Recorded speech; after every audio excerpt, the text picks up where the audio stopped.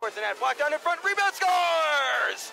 Evan Oakley, here's Farmer on a breakaway, Farmer scores! Short-handed break, Benzine in on Zevnik, oh, and a great left pad save there, shot deflected, they score!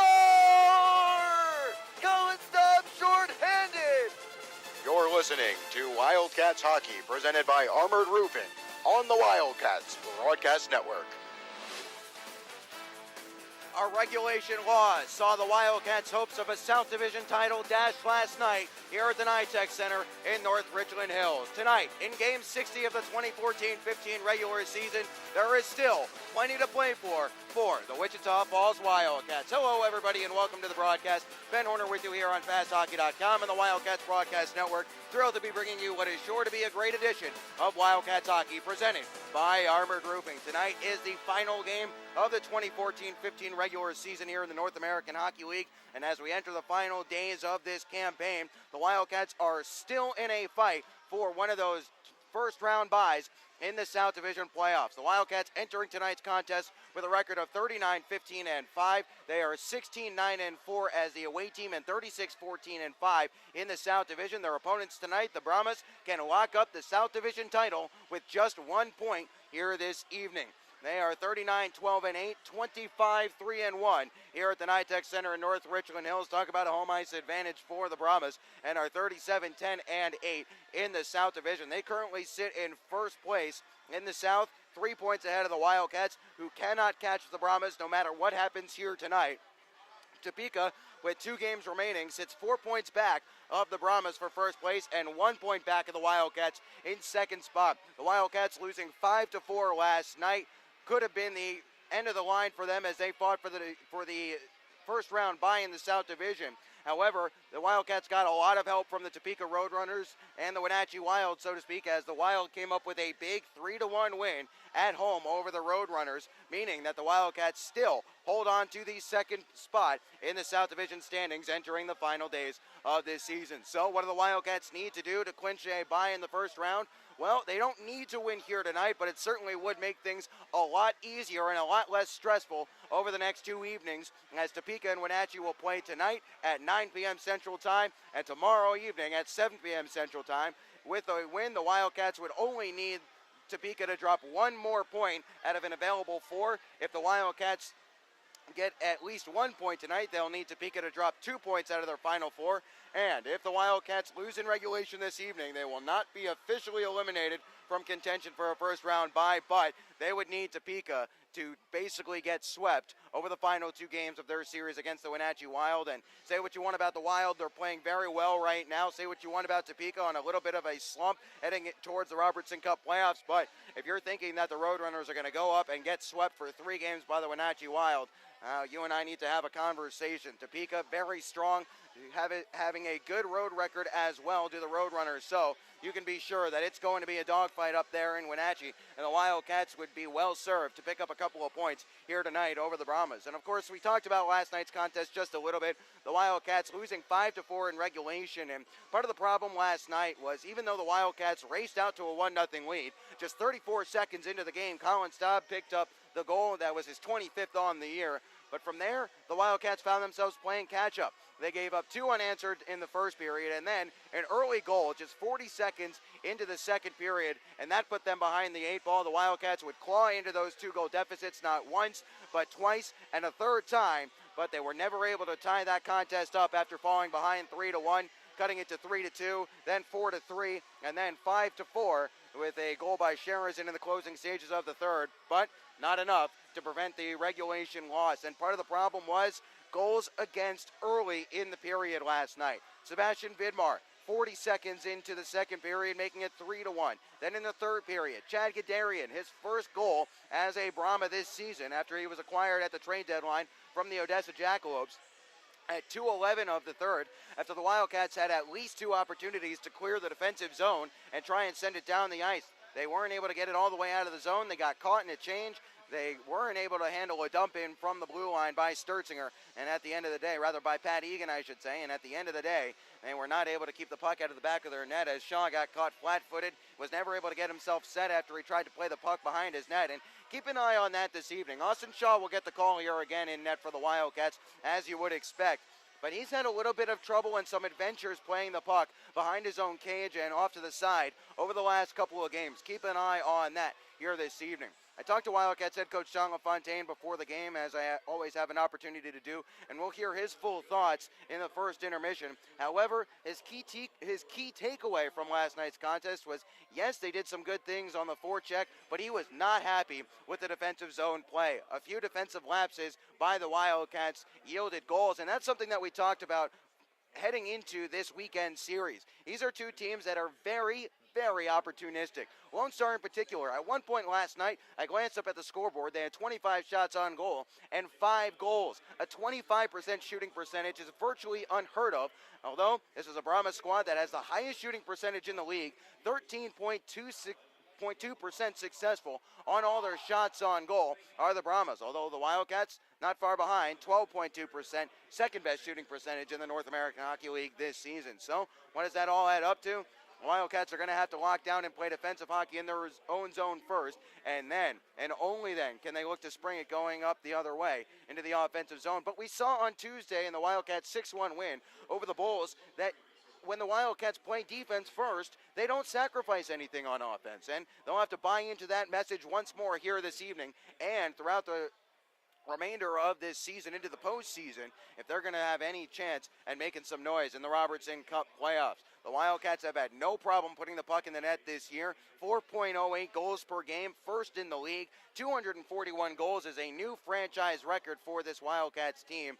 However, the lapses on defense, the penalty killing, that's where there have been issues for the Wildcats, particularly in the second half of the year. And if there was ever a time to try and right the ship in that regard, it's right here and right now, when a win would do wonders for the Wildcats' chance at picking up a bye. Otherwise, as it stands right now, the Wildcats are staring at a first-round meeting with the Rio Grande Valley Killer Bees, and the Bees' struggles on the road have been well documented, but I can guarantee the Wildcats are going to have their hands full if they play the Killer Bees. Keep in mind, this is a Rio squad that beat the Wildcats twice when they were down there in Hidalgo just last weekend. Let's turn our attention now to tonight's contest, and we'll get you the starting lineups. We'll start with the Lone Star Brahmas on the left wing. It'll be number 88, Oscar Andren, 6 foot, 180 pounds. Andren, out of Stockholm, Sweden, has 47 points on the year on 18 goals and 29 assists. Centering will be Ludwig Larson, who's committed to Merrimack College. Larson has 55 points on the year on 21 goals, 34 assists, as he stands at 5'10", 180 pounds. Larson, part of the all-Swede line, hails from Malmo, Sweden. On the right wing is Sebastian Vidmar, also out of Malmo, Sweden, wearing number 22. 80 points on the year to lead the league. He's got 35 goals on the year and 45 assists. He is headed to Union College next year, and the Dutchmen are getting themselves one heck of a hockey player. Can't wait to see what he does at the NCAA level. On the blue line, it'll be Storm Walrab on the left side of the point. He had a goal last night on the season. He's got 15 points on 6 goals and 9 assists after being acquired from the Victoria Grizzlies partway through the year. Walrab, standing at 6'3", 210 pounds, hails from Laguna Niguel, California, and is a 94 birth year. Pairing with him will be Caleb Thompson, 6 foot, 180 pounds, wearing number 14. Thompson has 2 goals and 18 assists for 20 points on the season, as he is originally from Oklahoma City, Oklahoma, spent last year with the Chilliwack Chiefs of the CCHL in Canada. And getting the start in net for the Brahmas, TJ Black, 5'9", 165 pounds, 28-4 on the season. That is 20-8-4, with a 2.03 goals against average and a .914 save percentage.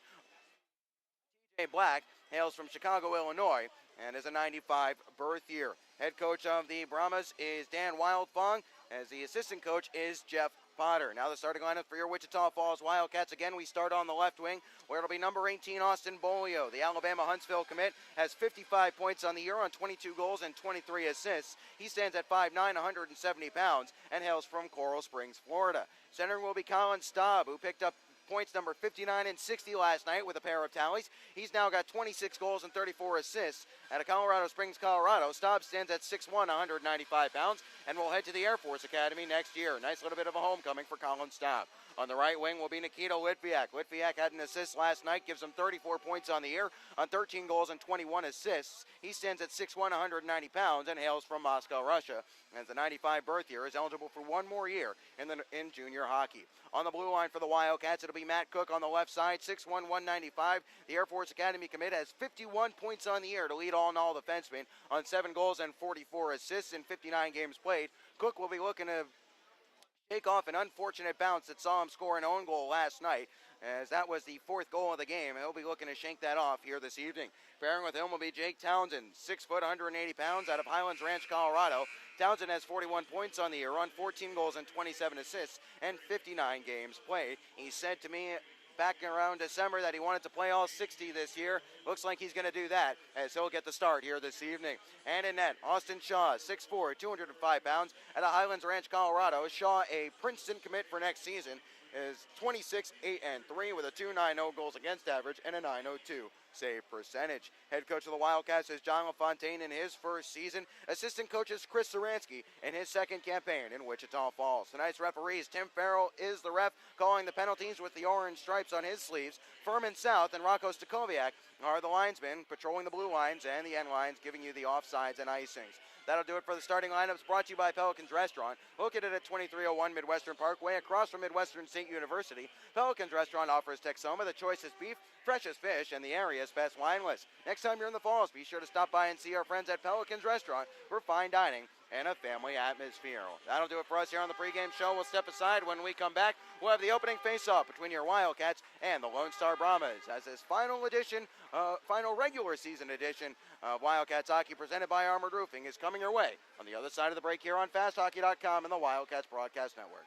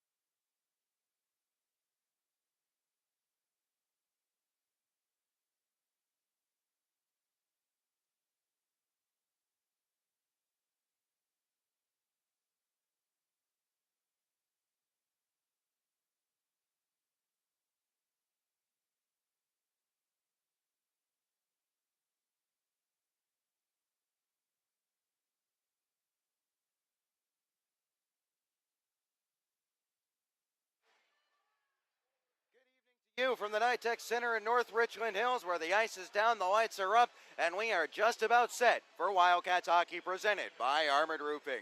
Hello, everybody. Welcome to the broadcast. Ben Horner with you here on FastHockey.com and the Wildcats Broadcast Network. What's at stake tonight as the Wildcats wrap up the regular season slate against the Brahmas? Well, Lone Star with at least 1 point. All they need is 1 point. Will clinch the South Division. The Wildcats with a win will give themselves a better shot at getting a first-round bye in the second spot in the South Division playoffs.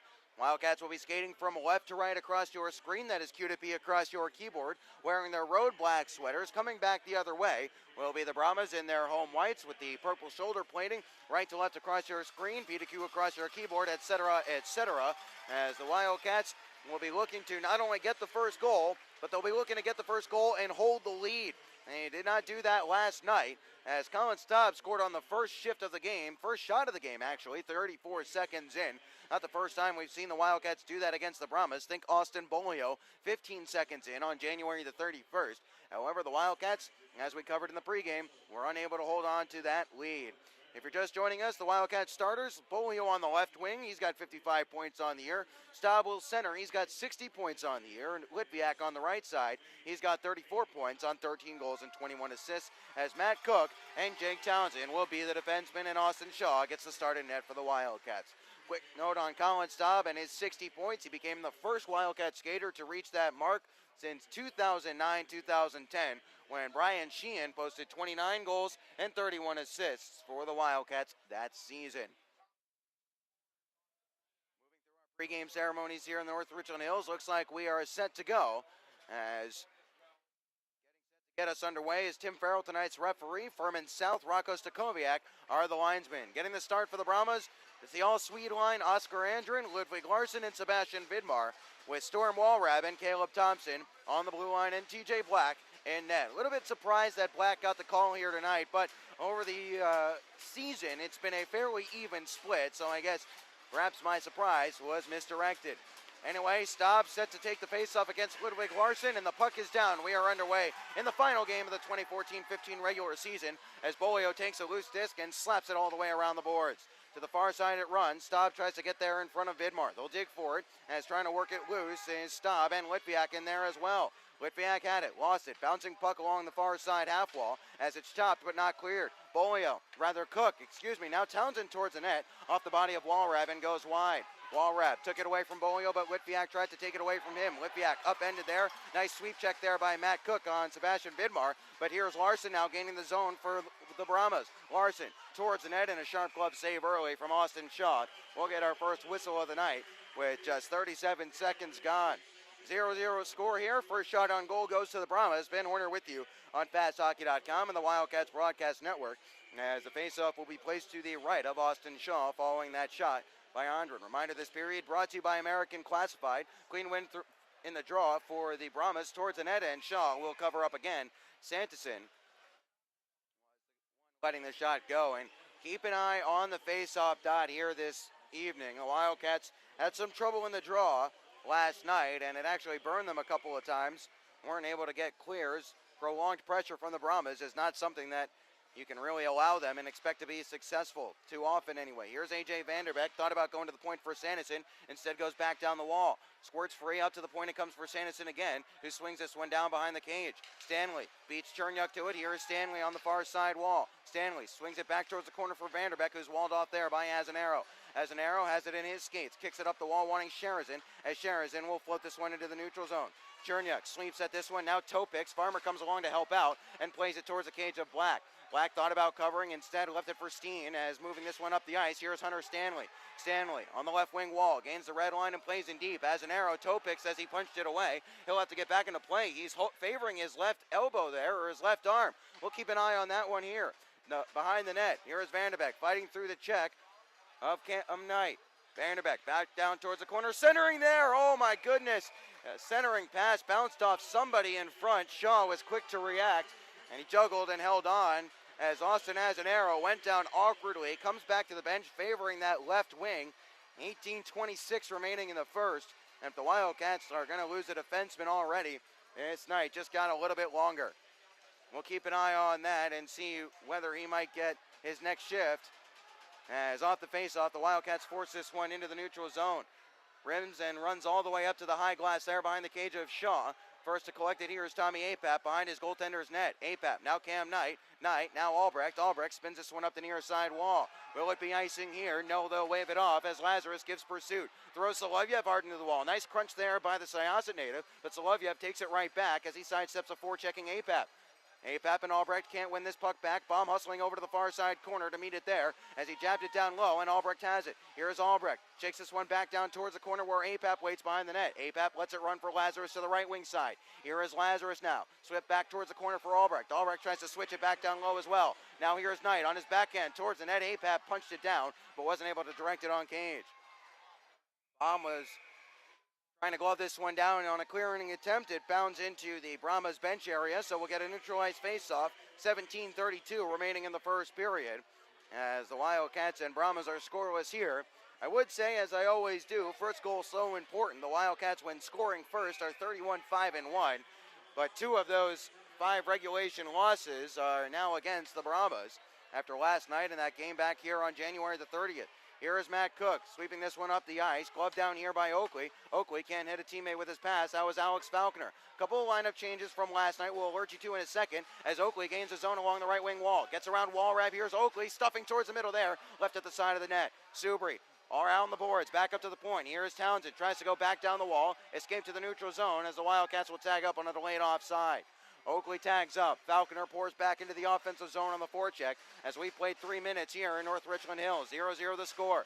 Centering pass here is off, or rather an outlet pass is off the near side boards as Townsend will take this in his own zone. Here is Litviak, fresh from the bench, tries to dig it loose in front of the penalty boxes here. Has some trouble with it, loses out. Carroll steps forward.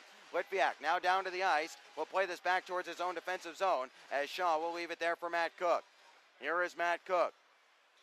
Softly to this near side. Nice move by Townsend to escape the forechecking Uchin. Left it behind in the skates of Farrell, the referee. Staub back to help out, and he'll move it along to Cook, who swings it back for Townsend. Now it's Staub. Staub with some open ice in front. He'll gain the zone. His shot, glove save there by Black, and he'll hold on.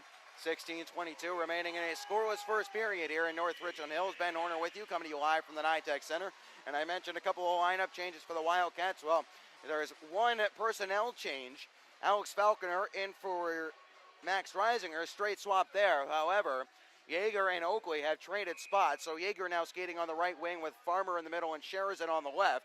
Oakley skating with Subri in the middle and Falconer on the left.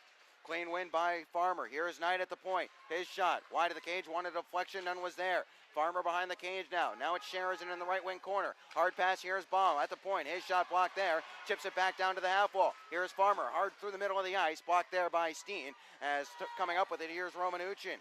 Chipped it softly along, trying to get past Baum. Back to help out there was Farmer. He'll bump it off the back wall, wanting Cam Knight to take it. Knight has some trouble with it here. Yeager there to help out. Knight forces it to the neutral zone as we played 4 minutes in a scoreless first period as Sanderson wheels back to his own zone. Now up the ice. Here's Pat Egan. Egan through the middle there for Gadarian, and he couldn't get his stick to it. Gadarian chases this one to the far side wall. The Wildcats are able to force it into the neutral zone here as Uchin is stood up with a little forearm shiver there by Farmer. Knight in his own zone. Softly it bumped off the back wall for Jeff Baum. Now here's Baum looking to pick out a pass. Dangerous, but it was nearly intercepted, but it ran to Apap, who forced it into the offensive zone. Up the ice here is Cody Wickline now. He'll protect in front of Chernia. Can't play towards the middle, so chasing it towards the corner was Vanderbeck. Up to the point, and Giles has it chipped past him by Lazarus. Lazarus going in one-on-one. Toe drag around Solovyev. Shot blocker save there. Albrecht on the follow-up. At the left point, he'll play it back down behind. Cherniak getting involved in the offensive play as he had joined the rush. Lazarus and Apap take each other out of the play. It's a 2-on-1. Here is Stanley. He couldn't reach it here, and what a break for the Cats. It'll be icing against the Brahmas. 14:59 remaining in the first. Lazarus punched it past the man at the point, raced into the zone. Cherniak raced up with him. Then Lazarus and Apap took each other out of the play. As a result, there was a 2-on-1 back the other way as Stanley was racing away with, I believe that was Cody Wickline, but the pass was a little too far in front of Stanley. So the Wildcats get an offensive zone faceoff after the icing, and Subri punches this one behind the cage off the faceoff. Oakley couldn't take it away from his man there as this is floated all the way down the ice. Vanderbeck loses it in his skates. Offside play here. Oakley comes back hard to collect and gives to Azanaro. Azanaro, nice to see him back on the ice after he was a little ginger back to the bench last time out. Falconer can't play this one all the way towards the corner, but he'll try to get it right back. Solovyev clears this one down the ice, only as far as Subri just in front of the neutral zone here, as chasing it back to his own zone. Here is Jake Townsend. Backhand pass along for Azanaro, 14:20 remaining in a scoreless first. Azanaro fans on his pass, caroms up the ice anyway, as Walrab will try to beat Litviak to it. Litviak punched it along here. Now in the right wing corner, here's Litviak, getting worked over by Hogan Davidson, as the Russian is trying to work it free for Bolio in front. Now here's Cook, his shot saved by Black, loose puck in the circle, and it's knocked towards the corner there. Good chance for Matt Cook. First grade A look at the game goes to the Wildcats, and Black was equal to the task. 14 minutes remaining in a scoreless first. Now it's Litviak trying to work it along. Staub can't hold the zone as Quinn Carroll will bank this one down the ice. Cook now along for Townsend as the Wildcats are trying to catch the Brahmas in a bit of a change. Townsend skates this one in, onside. Shot goes up high off a deflection, rolling off the back of the net, and Black will cover up. 13:42 remaining in the first. Scoreless here in North Richland Hills. Ben Horner with you on FastHockey.com and the Wildcats Broadcast Network. And as the Wildcats had their best chance of the night, early yet, of course, as Matt Cook had a good shot from just below the top of the circle, turned aside on the blocker by Black. Farmer wasn't able to win this offensive zone faceoff, so Steen runs it along for Vidmar. Vidmar has Andren racing up the ice, sealed out nicely there by Farmer. As no icing here, they say someone got to stick to it. Knight, hard around the wall. First collected here on the near side, but having some trouble with it where the Wildcats, as Farmer will get it right back. Chipped it along here, just escapes into the neutral zone, as Vidmar will give this one back to Steen. Steen given a bump by Sharazin. Knight paddles it up the ice for Sharazin, who sends this one in deep, rides off the check of Steen, as Black plays this one behind the cage. Yeager was in there on the forecheck, couldn't win the puck back, as trying to start this one up the ice, and doing so, but getting rubbed out were the Brahmas. In the neutral zone, this is Tommy Apap. Bomb steps over the red line and plays this one in deep. The Wildcats will start up a change here, getting Albrecht and Lazarus out there with Apap. Black left this one behind the net for Sanderson. Sanderson runs it up the ice. Lazarus tries to hold in, can't do so. This is Steen gaining the red line here, chopping along as it goes loose to the far side corner. Gadarian looking to center here, intercepted by Lazarus. He'll play it to the wall around Uchin and start up the ice. Found Albrecht cross ice. Here is Albrecht, tries to get around Solovyev. Albrecht in the circle. His centering pass there off a stick goes up and out of play. 12:33 remaining in the first, as the faceoff will come to the right of TJ Black. Black on the season, 20 wins, 8 losses, and 4 overtime losses, but at home, 13, 3-1 with a 209 goals against and a 901 save percentage. Cats this year, he is 2-1-0 with a 3.02 goals against average and a 918 save percentage. Ball start off the face-off. Everyone resets. We'll do it again. Apap to take the draw. Clean win back to the blue line. Here's Azanaro holding on a shot. Now with his shot blocked in front there. Swept away from danger, but only as far as Lazarus. Top of the zone. Shot again swallowed up in front as the Wildcats haven't been able to get too much rubber through on TJ Black quite yet. Azanaro cleared this one away from Vanderbeck, but cleared it into his own net. As that'll draw a whistle and a face-off in the neutral zone as Vanderbeck and Stanley are asked to kindly separate from Austin Azanaro. 12:19 remaining in the first. The Wildcats, according to the big board here, out shooting the Brahmas 5-3 in the early goings, but a lot of their shots have been blocked before they get through. The Brahmas doing a good job stacking traffic in front of TJ Black and keeping those shots from getting through. If you're the Wildcats, what you have to do is keep those shots a little bit lower and hope for some deflections and some friendly bounces. Oakley wasn't able to jab this one along to himself, so Townsend has to chase it back into his own zone. Got a little bit of help as Kessel was picked by Farrell, the referee. This allows Falconer to start forward. Toe drag shot there. Wide of the cage then was partially canceled out by Caleb Thompson. Thompson spiked this one away to the near side wall as Kessel will try to play this one up the ice. Carroll has it taken away from him as he tried to find Davidson. Townsend intercepts. Townsend has it in his feet. Subri has it in his feet as well as a mess of bodies sees Oakley throw Davidson down to the ice. That's going to draw a penalty for elbowing. Oh, man. 11:46 remaining in the first. Oakley's elbow never even got up. Farrell makes the call. As long as he's consistent.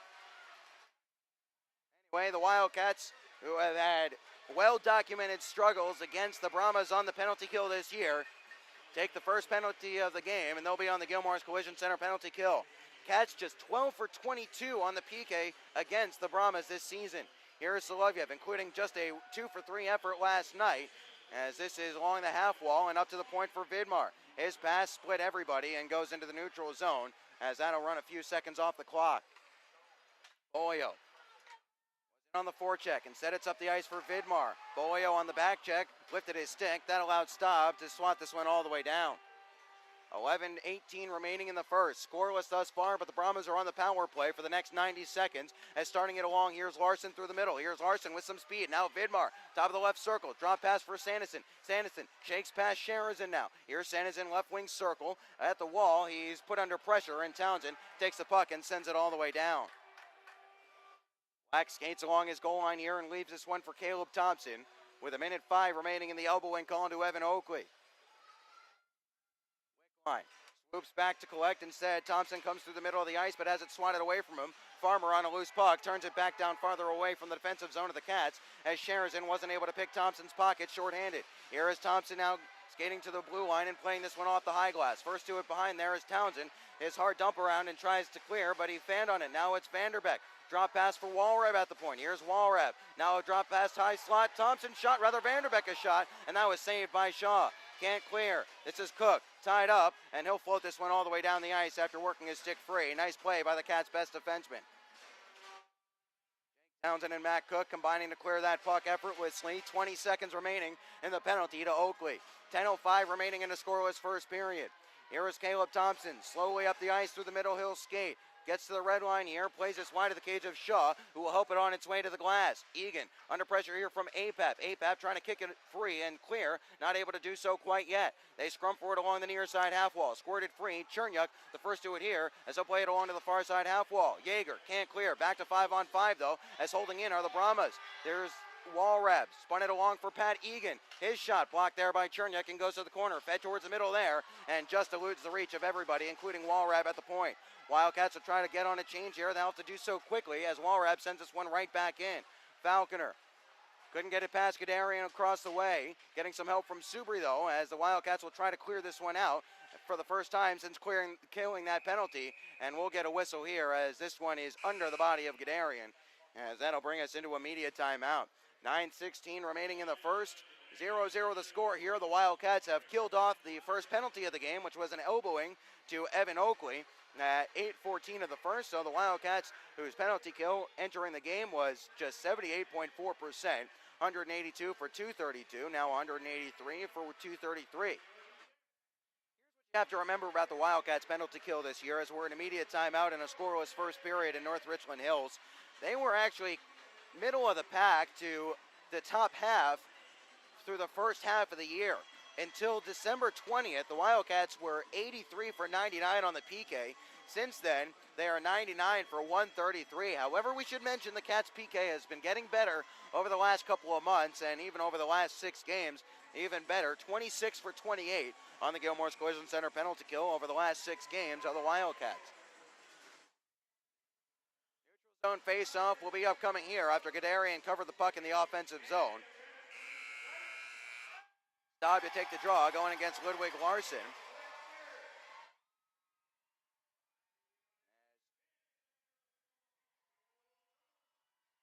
South drops the puck, and we're back underway as this is Jeff Baum.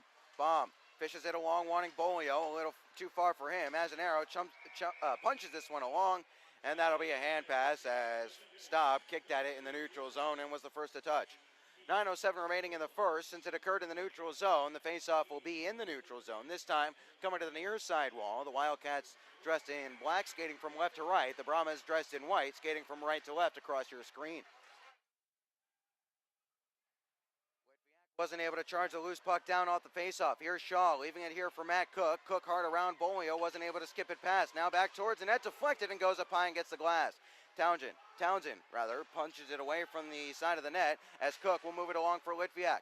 Litviak now into the stride of Staub, who sidesteps a hit and moved it along for Cook. Cook, onside play. Bolio, it was just punched away from him here, as now Bolio has to get back into a defensive position. Here's Andren. The Cats get numbers back, though, as Larson will chase down the dump in. Staub spins off a big check there behind the net and worked it along for Bolio. Bolio punches this one off the glass. Hand pass here by Solovyev. Wildcats will touch up as play continues. 8:25 remaining in the first. Cats will get on a change, as skating to the red line here was Giles. No icing. Townsend got to stick to it as it went by him anyway. Cam Knight, the first to it here. Hits Farrell, the referee, as that allows it to be held momentarily by the Brahmas, but now it's APAP trying to charge forward. Good keep there by Solovyev. Albrecht gets the loose puck. Skates around one man towards the front of the net there. Glove down by Giles, but we're going to get a whistle for closing your hand on the puck, and the Cats will get an offensive zone draw. Interesting sequence there. Hard around by Cam Knight in his own zone. Farrell, the referee, almost got in the way. Actually did get in the way. Caromed off his leg, but after the Brahmas almost held possession, APAP skated onto it in full stride as the Wildcats managed to manufacture an offensive zone draw out of it. 8:03 remaining in the first. Face-off to the left of TJ Black. Face-off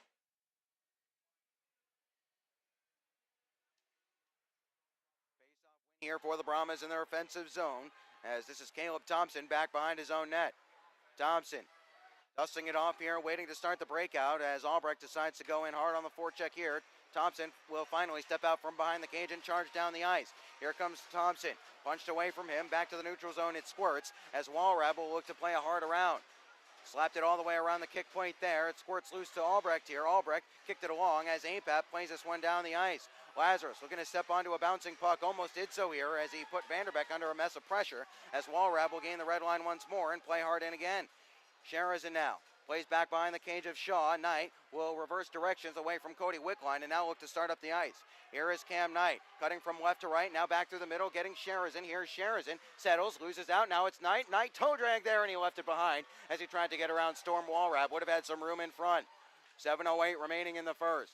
No score here in North Richland Hills, as this is Chad Gadarian racing onto this one down the left wing wall. Gadarian punched away momentarily by Farmer, but he recollects towards the front of the net there, off the outside of the cage. Up to the blue line. Steen tries to go right back down the wall. Uchin, the first to it there behind the cage. Here's Roman Uchin looking to hook it around in front. Instead, in the left wing corner, reverses back behind. Cherniak will intercept for the red and black. Cherniak, banned on his pass, gets it back and plays down the ice. No icing here as Steen takes it at his own blue line. Egan tips this one in. Uchin thought about putting Cherniak under pressure. Instead, peels off to the bench for a change. Outlet pass intercepted as Sanderson intercepted it in front of Subri. Cherniak first back to it here in his own corner. Subri will get it there and play it back behind for Cherniak again. Cherniak beaten to the spot there. Now walls his man off it. Good hard play across the way as trying to dig it loose was Larson.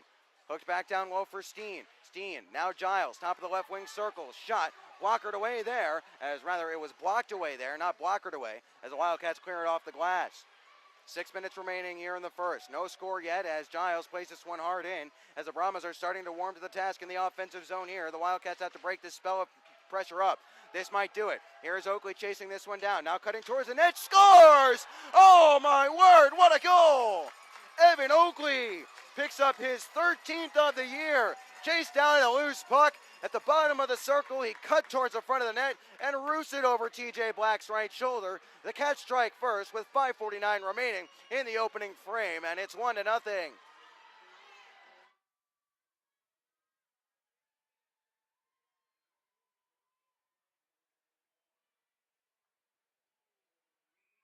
With his family in the stands, Oakley picks up a goal that puts the Wildcats in the lead, at least for the time being.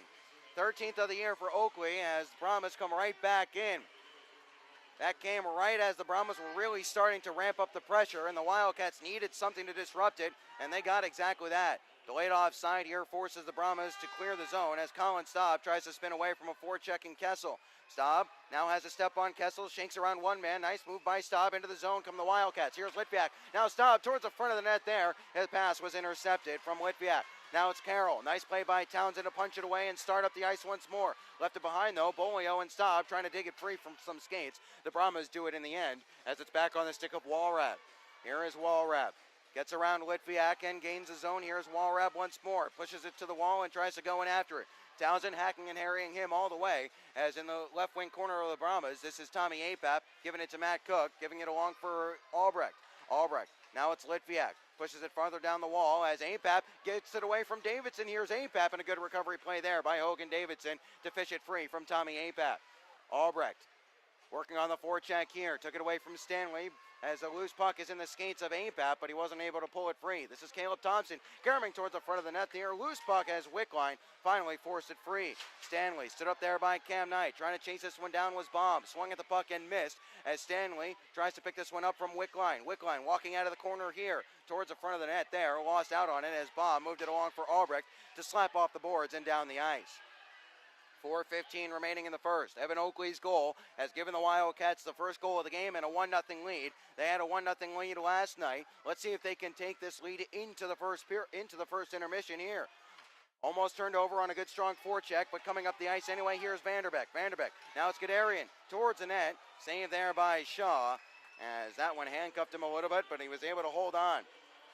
3:56 remaining in the first. The Wildcats have struck first. Evan Oakley has the game's only penalty and now has the game's only goal. His 13th of the season, which gives Oakley 31 points on the year. And give the assist to Jake Townsend. Not sure if there will be a secondary. Very late change allowed by the Brahmas, or allowed by the referees for the Brahmas, as anyway, Larson wins this one back to the point in Sanderson. Now here is Steen. Steen shaking inside Sherazin. Looks to play it back towards the corner and does. Down low it goes for Oscar Andren. Sebastian Vidmar took this one away. Loses out though. Sidesteps a big hit from Sherazin. Tumbles down to the ice. Sherazin upended. No tripping call upcoming from Tim Farrell. Sometimes he's ticky-tack, sometimes he lets the blatant ones go. Anyway, has an arrow back in his own corner. Farmer worked it around. Sherazin, nice pass. Look out here. Cherniak wasn't able to reach that one as Larson puts Farmer under pressure. Here's Andren walking in front. Loose puck all the way around behind the net. It runs. Sherazin still loose at the top of the crease, and Farmer jabbed it away for Yeager to push it farther along. Sherazin left it behind at the red line, got it back, and plays it along. As the Wildcats are going to get caught in the midst of a change. Here's Vidmar, slap shot, and he sent it just wide. Had some room in the top corner. Nice punch there by Oakley as he'll try to chase this one down as he'll jab it farther along and put Solovyev, his counterpart, under pressure. Down to the ice went Oakley as he blew a tire. Solovyev skates around one and then another and got it along for Egan. Egan chips to the near side wall, wanting Roman Uchin. Uchin, his pass, intercepted here by Falconer, who ladles this one softly down the ice with 2:40 remaining in the first. Evan Oakley from Jake Townsend at 14-11 of this opening frame as the Wildcats in the lead, 1-0. It's Pat Egan now, bumped it along the wall for Roman Uchin. Here is Uchin. Uchin down the left wing side, looking to play up to the point now, shakes to the left wing corner again as Townsend is draped all over him. Townsend, Suber getting involved as well. Walrab at the point, tries to go down the wall. Townsend intercepts, and we'll give it along for Bolio now. Bolio walks into the offensive zone, top of the left wing circle. Bolio dusting it off, waiting for reinforcements. Now here's Colin Staub, fresh from the bench. Skates to the right wing wall and holds in, and plays back down low. Bolio on the far side, tied up by Thompson, but he has this puck in his skates. Bolio, step free, worked it along for Litviak. Here's Litviak to the blue line, and Cam Knight. Knight hooks it back along for Baum. Here's Baum at the left point, down to the corner for Staub. Staub punches it towards the middle there, and this one will be cleared all the way down the ice by the Brahmas. Will it be icing? No, it was towards the cage of Shaw, so we'll put it back into the skates of Cam Knight. Knight. Now Staub, you got to stick to it here to direct it along. No icing, but Walrab was the first to it with 1:40 remaining in this first period. Wrapped all the way around in deep. Davidson trying to get away from Jeff Baum there. Did so momentarily as Carroll steps away from Albrecht. Here's Quinn Carroll behind the net. Cam Knight trying to work him over as Davidson had Baum tied up away from the play as we'll continue on. Davidson offside here as he was in the neutral zone and he pushed it back in. So we'll get the whistle and a neutral zone faceoff upcoming with 1:20 remaining in the first. Wildcats are up 1-0 here. Evan Oakley's goal, the only marker of the game thus far, and what a goal it was as he skated onto a loose puck, and he was on his backhand as well. Went backhand shelf on that one. Good goal by Evan Oakley as he doesn't mind playing in this building. Scored his first career goal back in this building last November. Of course, that was eventually in a 2-1 loss. The Wildcats hoping that this one will end in their favor as trying to chase this one down was Lazarus. Ran away from his blade just a little bit as Gadarian walks this one up the ice. His pass was intercepted. APAP skated in. It was offside as Lazarus hadn't gotten back to the blue line. 1:04 remaining in the first. 1-0 the score in favor of the Cats, and the Wildcats wanting to take this lead into the locker room. They weren't able to do that last night. Taking the draw here will be APAP going against Cody Wickline. It's Townsend. Face off, a clean win by APAP. Sees Matt Cook dump this one in deep, hard around. Karams all the way to the near side. Lazarus had it there but lost it for a moment as Townsend gloves this one down in the neutral zone, but Vanderbeck was able to chip it past him and past Cook. Cook rides Vanderbeck off it. First to it here in the corner. Stanley tries to work it along. Townsend intercepts. Couldn't find APAP there in the last minute of play in the period. Brought to you by La Quinta Inns and Suites. 38 seconds, now 36 seconds remaining in this opening frame. Sanderson well wide of the cage and goes straight out of play as the faceoff will be right at center ice as a result. 32.9 seconds remaining in the first. Reminder, fans, stick around in the first intermission as we'll hear from Wildcats head coach John LaFontaine in our coaches interview. We'll also take a look around the North American Hockey League scoreboard on the Jerry Sporting Goods out-of-town school board. That coming up in the first intermission. As off the face-off in the final half minute of the frame, they scrum forward in the neutral zone. Andrin worked it free. Solovyev onside play as Vedmar was able to keep his skate on the blue line. Andrin to it there. Bomb intercepted, but not completely, as this is a loose puck in the circle, trying to punch it free. Bomb lost his stick as it's still sitting there. Bomb trying to collect his lumber. Farmer fed this one down the ice. It'll come up well short of icing with 8 seconds remaining in the first. Solovyev all the way back to collect it. Now behind his own cage. Looks to skate a hard pass up the ice, deflected towards the back glass, and there goes the horn. So the Wildcats do what they were unable to do last night after taking the lead. They'll hold it and take that lead into the locker room. 1-0 the score on Evan Oakley's 13th of the season. Shots on goal, a paltry 6-6 in that opening frame, as that'll do it for the opening 20. We'll step aside. When we come back, we'll hear from Coach LaFontaine and take a look at the Jerry Sporting Goods out-of-town scoreboard on the other side of the break here as Wildcats Hockey presented by Armored Roofing. We'll continue on FastHockey.com and the Wildcats Broadcast Network.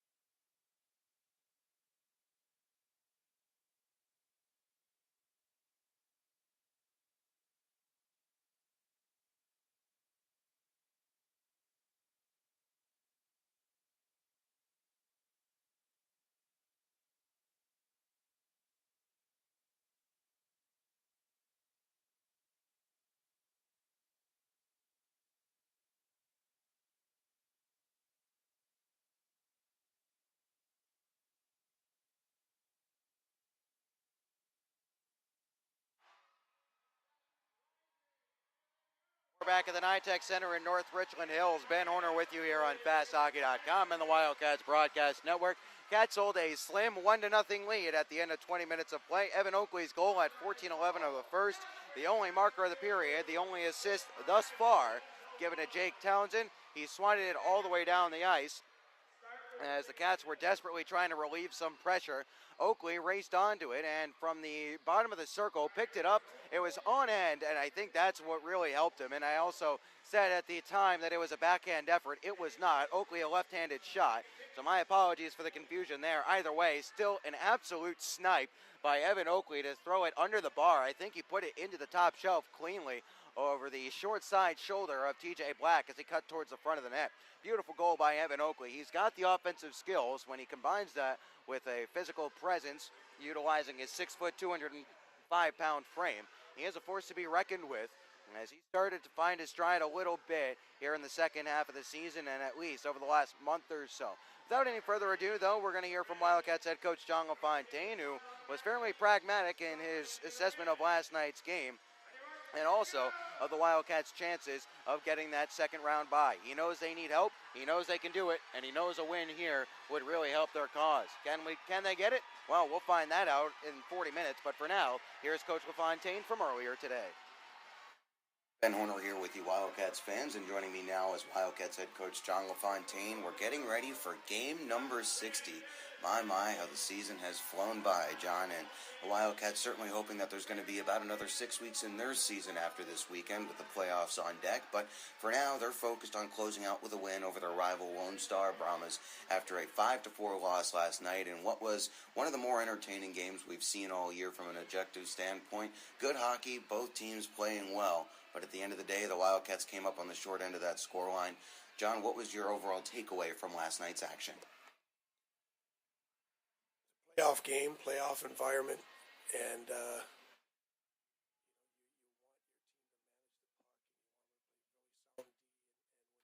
our lapse has been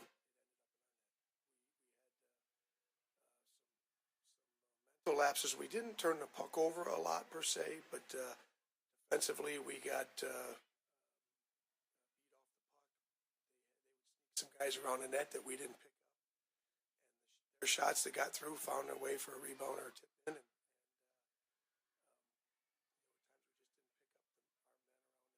those defensive lapses cost us that we had a good check, got enough shots, got enough goals to win a hockey game. But we need to play sounder defense for 60 minutes. One thing that really stuck out to me last night was the effectiveness of the forecheck really creating a lot of offense off of those turnovers forced against the Brahmas in the Brahmas defensive zone. What was working on the Wildcats last night? Because heading into the weekend, we talked at length about the breakouts that the Brahmas like to use, behind the net, and then trying to stretch it up the ice and hit the zone in full stride. What was working for the Wildcats last night, and how do you make sure you stay one step ahead of the Brahmas?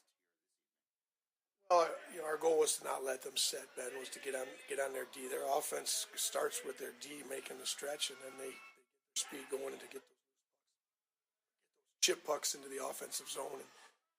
And there's some timing to it, and so our goal was to just get on them quick. Our first two forwards be aggressive. Overall, John, as you enter tonight's contest, how would you assess your team's play over the season-ending 8-game road trip? Well, Ben, we've left some points on the board that have been discouraging, overtimes and shootouts, and then many of those games, Topeka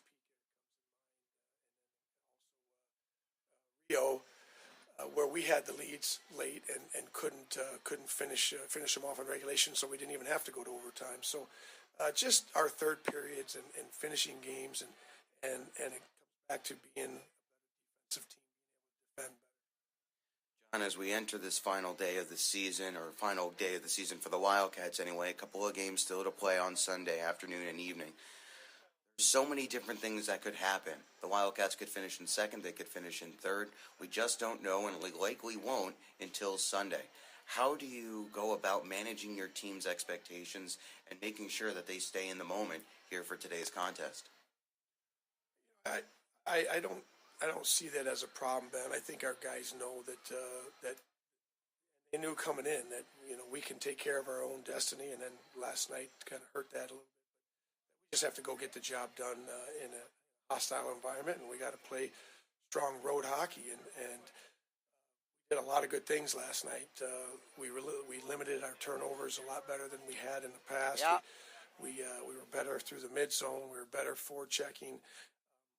Said just the defensive lapses cost us, and they've got an opportunistic team, and that's how they play. They're not used to getting a lot of shots, but they've got some real strong skill up front. They can bury pucks, and we've got to do a better job of Right, at one point in last night's game, the Brahmas had 5 goals on 25 shots. That's a 25% shooting success rate, which is virtually unheard of in hockey. Anything over 10% is considered strong. The Brahmas as a team shooting 13.2%. Wildcats as a team were shooting 12.2% entering last night. But John, it goes back to what we talked about yesterday and in the build-up to this weekend, opportunistic offense. And it seems like with the offensive ability on both of these teams, anytime there's a mistake, it winds up in the back of the net, and that goes for the Wildcats as well. Nick Farmer's goal coming off a mistake, Harrison's goal coming off a nice play along the left point, off a mistake by the Brahmas. So we can expect more opportunistic play here from both of these teams. John, I want to touch on something real quick here, and that is at the beginning of the second and third period, we saw something similar where the Brahmas came with a strong early surge, and they got a friendly bounce here and a friendly bounce there. Both times it led to a goal.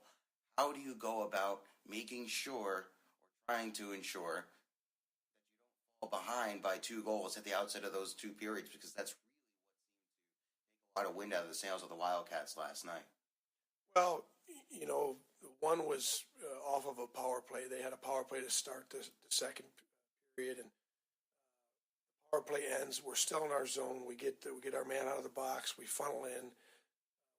5 guys. It wasn't like it happened even way after that. We had 5-on-5, and we let a shot through, and nobody picked up the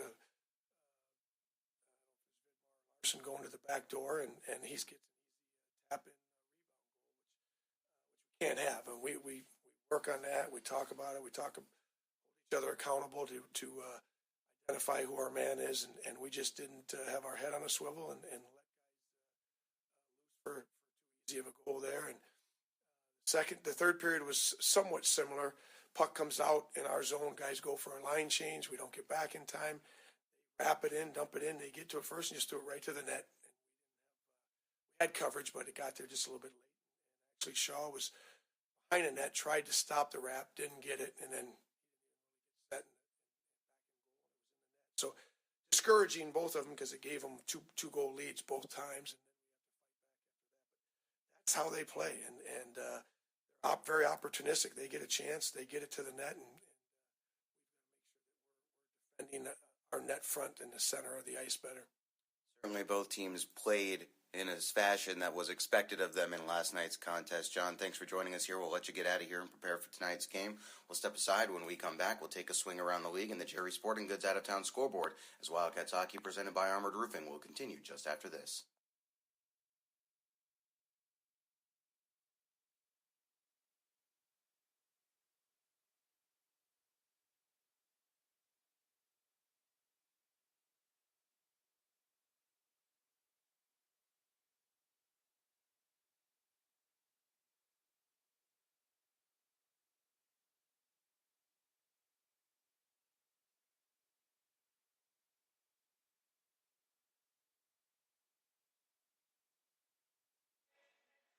Back here in the North Richland Hills at the NITEC Center. Wildcats holding a 1-0 lead. We're in the first intermission here in the Dallas-Fort Worth area, as now it's time to take a look around the league on the Jerry Sporting Goods out-of-town scoreboard report. Nothing underway yet in the South Division. By some twist of the schedule, Corpus Christi getting underway at 8:05 Central, Rio Grande Valley getting underway at 8:30 Central Time, and of course, Wenatchee hosting Topeka at 7:05 Pacific Time, 9:05 Central Time, as all eyes in this building and on the road and in tablets and phones for Wildcats fans around the country are going to be tracking that game regardless of what happens here this evening. But outside of the South Division, the Jerry Sporting Goods out-of-town scoreboard, a lot of games with a lot of implications going on here, and the two series in the North Division that everyone has their eye on. Keystone trying to become the second home ice spot in that North Division. They hold a 2-1 lead over the Johnstown Tomahawks. The Tomahawks trying to just barely cling on and hold on to that fourth and final playoff spot in the North Division. They have lost a good deal of their last few games. They needed just 1 point to clinch the playoff spot entering this weekend. However, a loss last night, 2-1 to the same Keystone Ice Miners, combined with a 4-3 win for the Michigan Warriors, has pushed it to the final day, as the Warriors are just 1 point behind after winning 7 of their last 8 to push the playoff race to the final contest. 1-1 the score between the Warriors and the Sioux Eagles late in the third period there, as 1 point for Michigan might be enough to see them come up with the playoff spot. However, it would depend on how the tiebreakers shake out. Chase Monroe, a familiar name to Wildcats fans, is in net for the Warriors right now. Minnesota Wilderness up 4-0 over the Cooley Region Chill. They trail the Fairbanks Ice Dogs by 2 points for the Midwest Division lead after losing last night 4-2. Looking to pick up a couple of wins are the Wilderness. They'll have one more game tomorrow night. Minnesota Magicians trailing 2-1 to the Aberdeen Wings. Both of those teams securely locked into their fourth seeds in their respective divisions, Central for Aberdeen and Midwest for the Magicians. So this one just playing out the string. The Janesville Jets up 2-1 over the Junior Blues. A win for the Jets would see them set a new record for points and wins in a single season in the North American Hockey League, as Bismarck is locked up 1-1 with the Minot Minotauros in the back end of a home-and-home there. They're in the second period in Bismarck. 3-0 the Bruins holding a lead over the Brookings Blizzard in the second period in Brookings. No importance to that one aside from just final tune-ups for the Austin Bruins, who all of a sudden have flown under the radar and won 19 of their last 22 contests from January the 16th. They'll face Aberdeen in the first round of the playoffs starting next weekend. No other games underway right now. Later on tonight, Fairbanks will host the Kenai River Brown Bears, looking to pick up a win in their final game of the season. That'll do it for us on the Jerry Sporting Goods out-of-town scoreboard. We'll step aside when we come back. We'll have the second period of action here in North Richland Hills. Don't go anywhere. Wildcats Hockey presented by Armored Roofing. We'll be back just after this on FastHockey.com and the Wildcats Broadcast Network.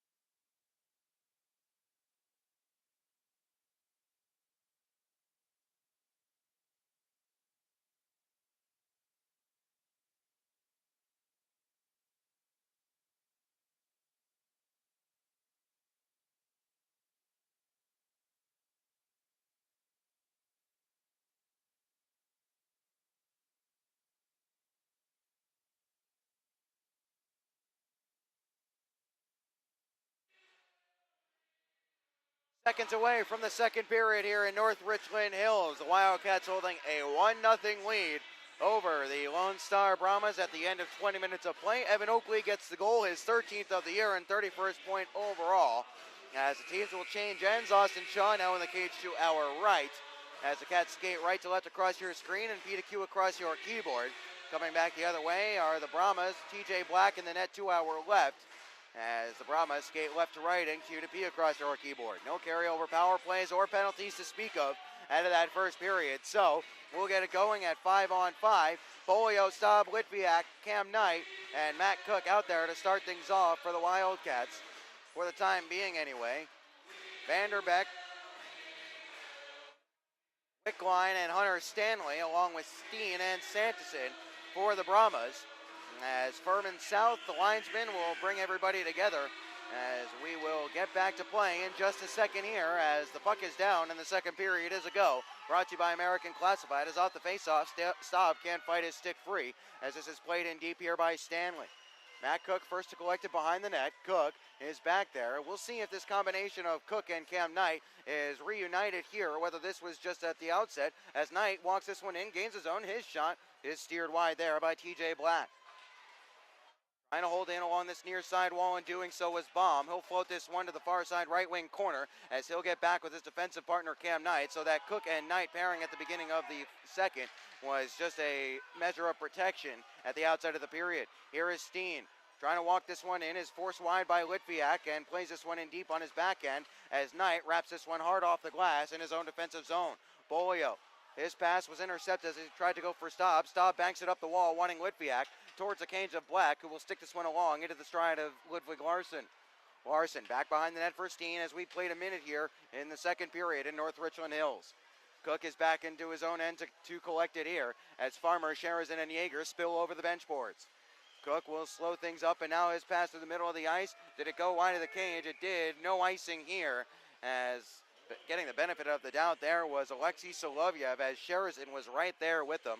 Probably one that could have gone either way as Coach Fontaine saying that one was deflected. I don't think it was deflected, but certainly looked like Sherazin was close enough to it to wave it off. Either way, the Wildcats have to deal with a defensive zone draw to the right of Austin Shaw. Nothing to do now for the Wildcats but defend this faceoff. As Stakoviak, the trailing linesman, is going to wash out Nick Farmer for some encroachment across the way by Jake Townsend. So Sherazin steps into the faceoff dot now. Here and now picked up by Eric Yeager. Trickles it along into the stride of Farmer. Farmer chips it past Solovyev and tries to go in after it. Steered wide though as Vidmar will race back, collect it ahead of Kevin Sherazin. Vidmar steps back from the check, gave it along to Solovyev, and now a headman pass hoping for Oscar Andrin was intercepted here. Andrin chases down the loose puck after Cook left it there in the neutral zone as Jake Townsend is the first to it here. Cook tries to pull it away from an on-rushing Larson. Rather, that was Andrin. Now here's Andrin once more, top of the zone. Here is Giles holding shot, goes high and gets the glass as he had some room to pick his corner. Here's Solovyev, holds on a slap shot, now goes towards the net, deflects off a body in front, goes high. I don't think Shaw ever saw that one as it got the glass. Farmer tries to ride his man off it. Sherazin was able to force it loose into the neutral zone at Karams as it's sent back in off the high glass for Cook to chase back to his own corner. Fed it around the kick plate here. Sherazin wasn't able to chop it free. Vidmar loses out. Stepping onto it, here's Pat Egan. Pulling the trigger, it was blocked. Gets it back. Vidmar's shot off a leg there of Townsend and skitters just wide. Cook chokes up on the stick and plays this one down the ice. Skips through the 5-hole of Walrab as the Wildcats will start up a change with 2.5 gone here in the second period. No scoring yet in this middle frame, but the Wildcats hold a 1-0 lead from Evan Oakley's first period goal as Uchin gains his own. Down the left wing wall, he'll try to step past Cherniak, left the puck behind as Apap got it along for Lazarus. Lazarus, his pass. It was intended for Albrecht, spiked away by Thompson. No icing here as it's waved off by Furman, the referee, or the linesman across the way, I should say. Albrecht holds this one in at the left corner. Can't go down for Apap there as Apap and Lazarus trying to keep play moving here. Albrecht trying to dig it loose. 4 minutes played, rather 3 minutes played here. It's up to the point. Has an arrow towards the net, deflected along there, and skips away to the far side wall. Cherniak towards the net, deflected in front there. Apap couldn't get it on cage as TJ Black was scrambling. Now it's Skidarian, chipped off to the right wing side. Here's Uchin. Uchin, his shot looking for the short side high, and that went up to the glass. Apap seals his man off the puck, wasn't able to force it to the neutral zone. Nice reach by Chernyuk to do exactly that. Now a headman pass from Albrecht looking for Lazarus was alertly played by Sanderson, who punched it away to the back wall. Cats will start up a change here. Kessel knocked this one out of midair. Touch pass along for Falconer from Subri. Here's Falconer, left circle. His shot partially deflected there, almost handcuffed Black, but he steered it wide. Bomb at the left point, towards the net, deflected. Subri got too much of it, and he'll knock it up to the right wing point. Knight chases it down, serves it back behind.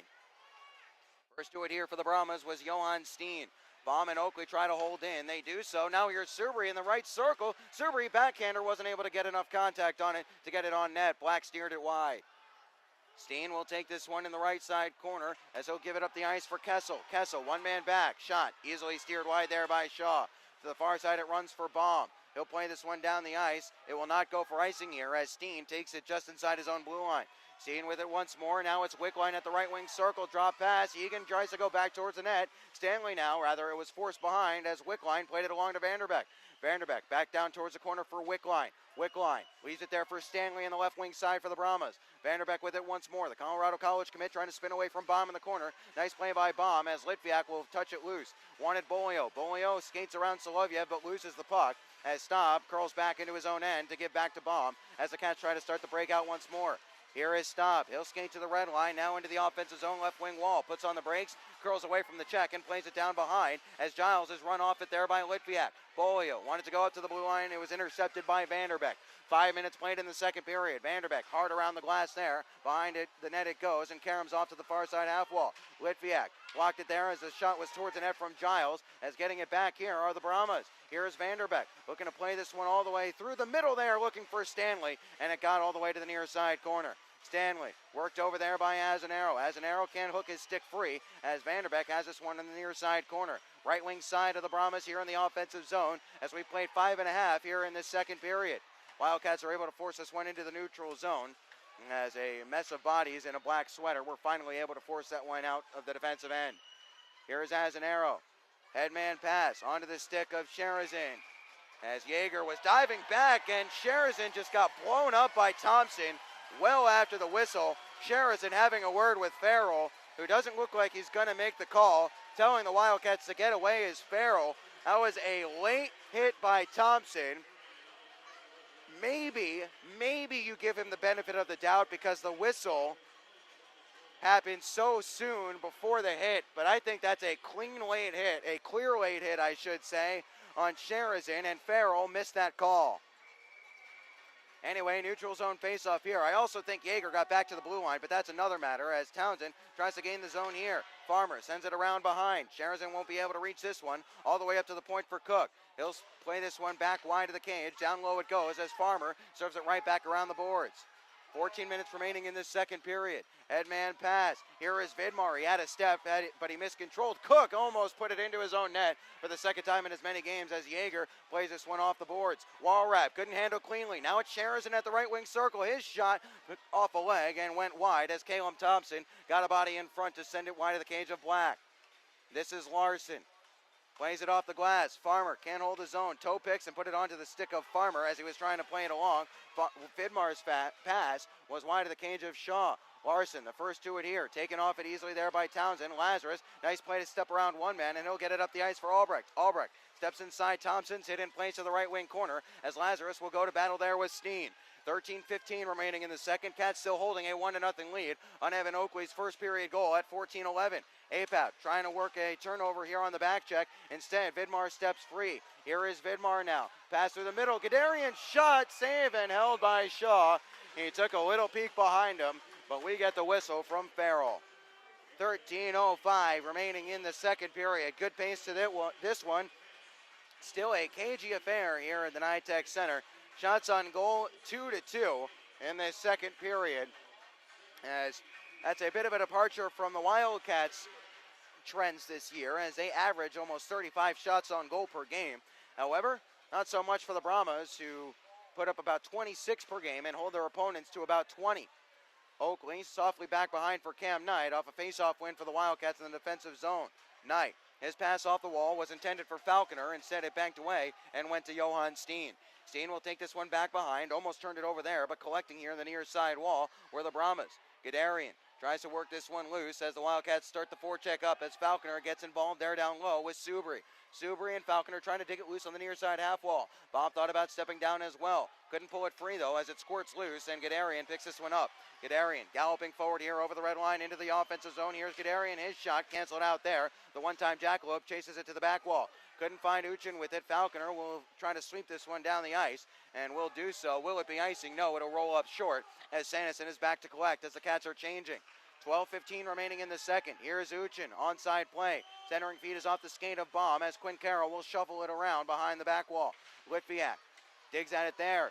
Friendly bounce for Quinn Carroll. Here is Carroll. Quick shot goes wide of the cage from Kessel just inside the left circle. Bolio can't jab it loose as on a second attempt Hogan Davidson holds his own for the Brahmas.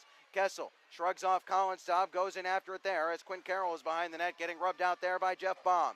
11:45 remaining in the second. As we approach the halfway mark of this 60-minute contest, Ben Horner with you on FastHockey.com and the Wildcats Broadcast Network as the Cats continue to lead 1-0, but the Brahmas are warming to the task in the offensive zone.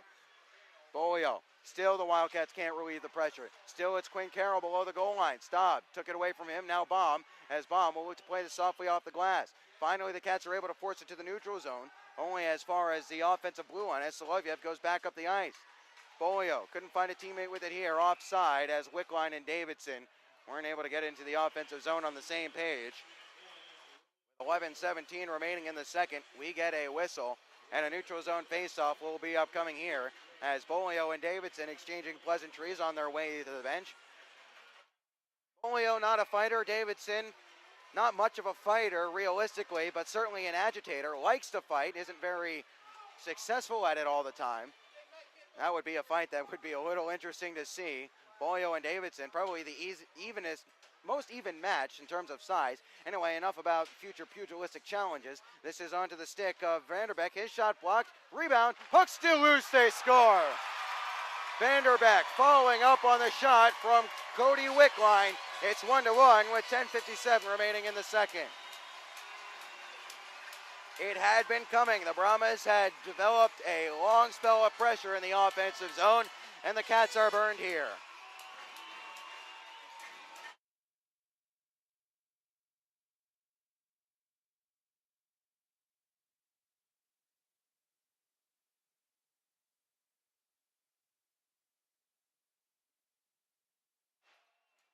Vanderbeck was allowed to walk back to the slot way too easily. A defensive breakdown burns the Wildcats as they weren't able to work it free off the face-off and clear. As now we're back to where we started. Even pegging, goal apiece now as Austin Shaw tries to collect his thoughts. Not too much he could do about that one. On first look, he was in a pretty strong position. As we are now having my least favorite part of trips to Amarillo, trips to Odessa, trips to North Richland Hills. People throwing stuff onto the ice after every single goal. It's a moneymaker for the teams, that's for sure, but certainly disrupts play and slows things down. Unwelcome interruption in this broadcaster's opinion. 21st goal of the year for A.J. Vanderbeck, who is headed to Colorado College in 2 seasons' time from Stanley and Wickline. So Stanley had the initial shot.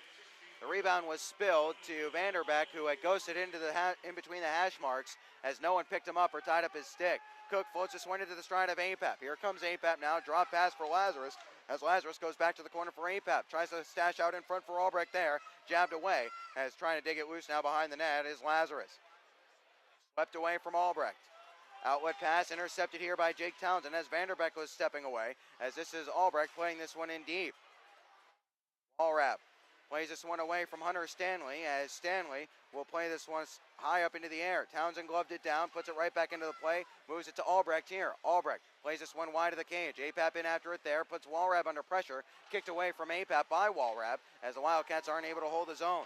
Townsend right back in. The Wildcats will change here as we hit the 10-minute mark of the second period. Here is Vanderbeck now, top of the left wing circle towards the net for Andren. A loose puck towards the net and swept away there by Shaw at his right post. Now it's Evan Oakley. Ineffectual clearance there. Townsend on the follow-up sends it down the ice. No icing here as Steen is back to collect it. Subri wipes out on the forecheck. Steen along for Oscar Andren now. Andren into the stride of Larson. Larson on his backhand. Tries to drive wide. Now a shot from Andren with a lot of net to shoot at, and it went off the toe of his blade. As now here's Evan Oakley. Could be a 2-on-1. Falconer. Oakley. Here's Falconer. His shot off the skate of Steen and goes to the glass. Subri couldn't hold this one in. It's along for Vidmar now. Vidmar plays it to the right wing side. As rubbed out of the play there was Vidmar. Oakley clears only as far as Guderian in the neutral zone. Falconer now ladled it softly along. The Cats want to change, and they'll start it up as Oakley gets to the bench. Turned over though. Here's Falconer into the offensive zone. Plays it down the left wing wall as the Cats finish up their change. 9 minutes remaining in the second period. 1-1 the score after A.J. Vanderbeck's 21st of the year tied things up. Uchin into the offensive zone in the right wing corner, swept along there as Baum moved it for Litviak. Got it into the stride of Staub. Now it's Staub skating from right to left through the middle of the ice, now to the left wing wall. Staub into the zone, left it behind at the top of the left wing circle here. Where will he go with it as he's tied up in the corner? Litviak behind the net. Litviak, wrap chance there. Staub will get it on the back door. Here is Staub. Litviak, rather Bolio behind the net, up to the blue line for Azanaro. Azanaro back down low behind the cage for Bolio, who tries to shake away from Guderian in front, and Litviak couldn't get his stick free to get anything on it. Egan. Cross-ice passes onto the stick of Guderian. Guderian plays in deep as the Brahmas are starting to play their game plan exactly the way they want to. Stretch it, get a deflection, and hit the zone in stride. But back comes Farmer in stride. Farmer to the right wing circle. Farmer shot, toe save there by Black. Nobody in front in a black sweater as the Wildcats were changing here. As now it's loose behind the net as an arrow. Rather Yeager trying to work it loose as Farmer and Sherazin are onto the ice. Yeager hauled down to the ice. Farrell makes no call as trying to dig this one loose is Farmer. Farmer tied up here by Solovyev. Worked back behind as Sherazin sprints over to the far side corner and takes it there. Fed back behind, Steen gives it to Thompson as Thompson has his pocket picked. Momentarily it's in the possession of Farmer. Farmer poked away from him by Hogan Davidson as Davidson will gain the red line and play it down the wall. Then takes a tumble down to the ice, no call upcoming as Chernyuk takes this one away from Farmer, his own teammate in the defensive zone. Farmer and Chernyuk digging this one loose across the way. 7:20 remaining in the second as the Cats are tied up 1-1, but the Brahmas have had all the pressure in the last few minutes. Penalty upcoming here against the Wildcats as Davidson forces it to the corner. Farmer will try and touch up as still he can't do it. It's under Carroll and finally we'll get the whistle. 7:02 remaining in the second. It's a cross-checking call. Who will it go against will be the question. And it just seems like, as the Brahmas head to their second power play of the game, it seems like Farrell really picks weird spots when he's going to get tight and when he's going to let them play. There's no rhyme or reason to it, and as a player, as a coach, that is infuriating. Wildcats 1 for 1 on the Gilmore's Collision Center penalty kill. Wildcats might have had a decent case for a penalty in the offensive zone just a few minutes before. Farmer takes this one. 7:02 remaining in the second, 1-1 the score. The Wildcats trying to keep the Brahmas from finding a power play goal here. As this is still loose in the dot off the faceoff. Stop. Can't force his stick free to clear as Solovyev holds in. Here's Solovyev. Holds on a slap shot and gives to Vidmar. Solovyev has to chase it back into the neutral zone.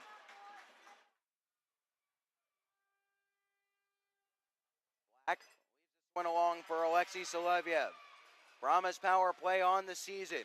7th in the league at 19.8%. They'll gain the zone, play this one through the slot. Nobody there. Andren chases it down. Sanderson back towards the front of the net there as Cook will chip this one all the way down the ice. Brahmas on the power play at home though.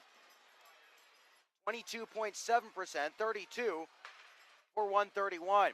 Here is Larson gaining the zone. They were 1 for 3 on the man advantage last night as Larson feeds it around to the near side. Vidmar trying to dig this one loose. He does up to the blue line for Thompson. Here is Thompson to the middle. Shot saved there by Shaw.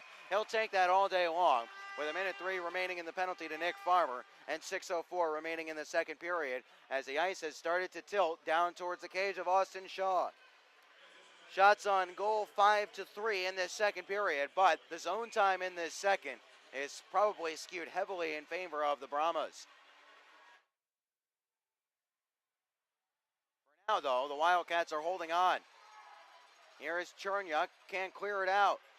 To the near side wall, Apap thrown off it. Now Chernyuk on a second attempt will send this one rolling down the ice. Last 6 minutes of the second period. 50 seconds remaining in the penalty to Farmer as the Gilmore's Collision Center penalty kill on here for the Cats as Knight, Apap, Cherniak, and Subri are the penalty killers. Walrap gains the red line. Hard around the kick plate it goes. Cherniak the first to meet it here. His counterpart Stanley puts him under pressure as this pops up and out of play. Where will they put the face-off? With 5:35 remaining in the second, they'll keep it in the offensive zone of the Brahmas. 34 seconds remaining in the penalty to Farmer. 1-1 the score here. Ben Horner with you on FastHockey.com and the Wildcats Broadcast Network. As the Wildcats have been able to fight off the first power play unit of the Brahmas, featuring Vidmar, who's got 80 points on the year, which is the most by an all-player since 2011-2012, when Joe Kali has had 91. Off the face-off. It's played down behind the net. Guderian will race it off to the far side wall. Knight tries to get there and is not able to skip it into the neutral zone. On a second attempt, Staub will sweep it along there. Bolio will curl to the bench for a change in the last 13 seconds of the penalty to Farmer as we tick down towards 5 minutes remaining in this second period in a 1-1 game.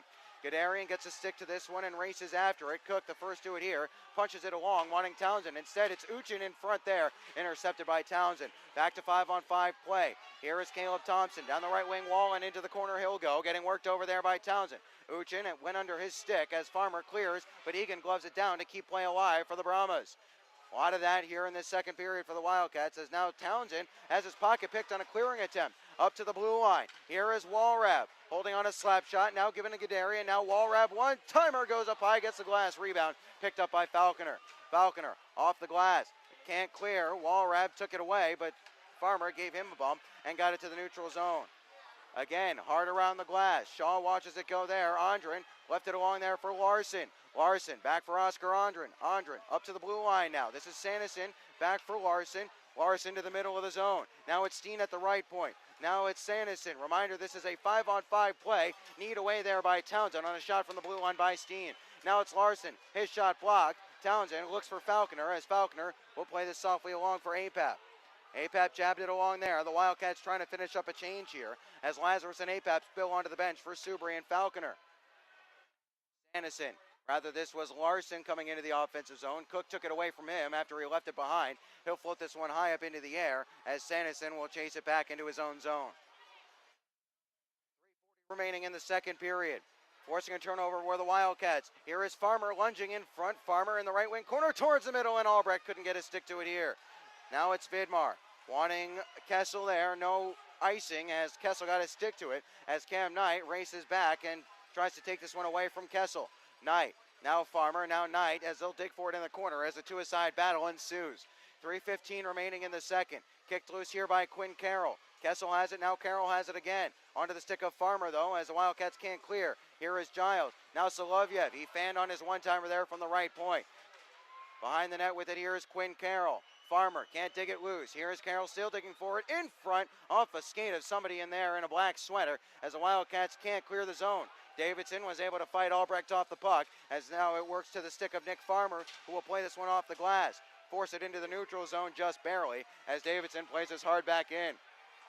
Stop me if you heard that one before as this is Shaw. Look out here. Shaw loose in front. They scored. Davidson again. What was Shaw doing? We said it in the pregame. He's had issues over the last few games playing the puck. He's been encouraged to move it along by the coaching staff, but a careless play behind the net again, and the Wildcats now trail. And once more, it has been coming. The Wildcats have been back on their heels for the last 10 minutes of this period, and they trail for the first time tonight.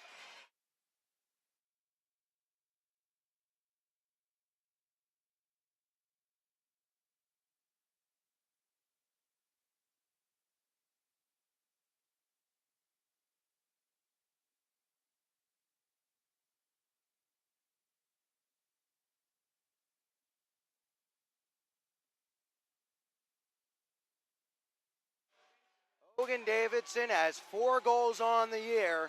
Three of them are against the Wildcats.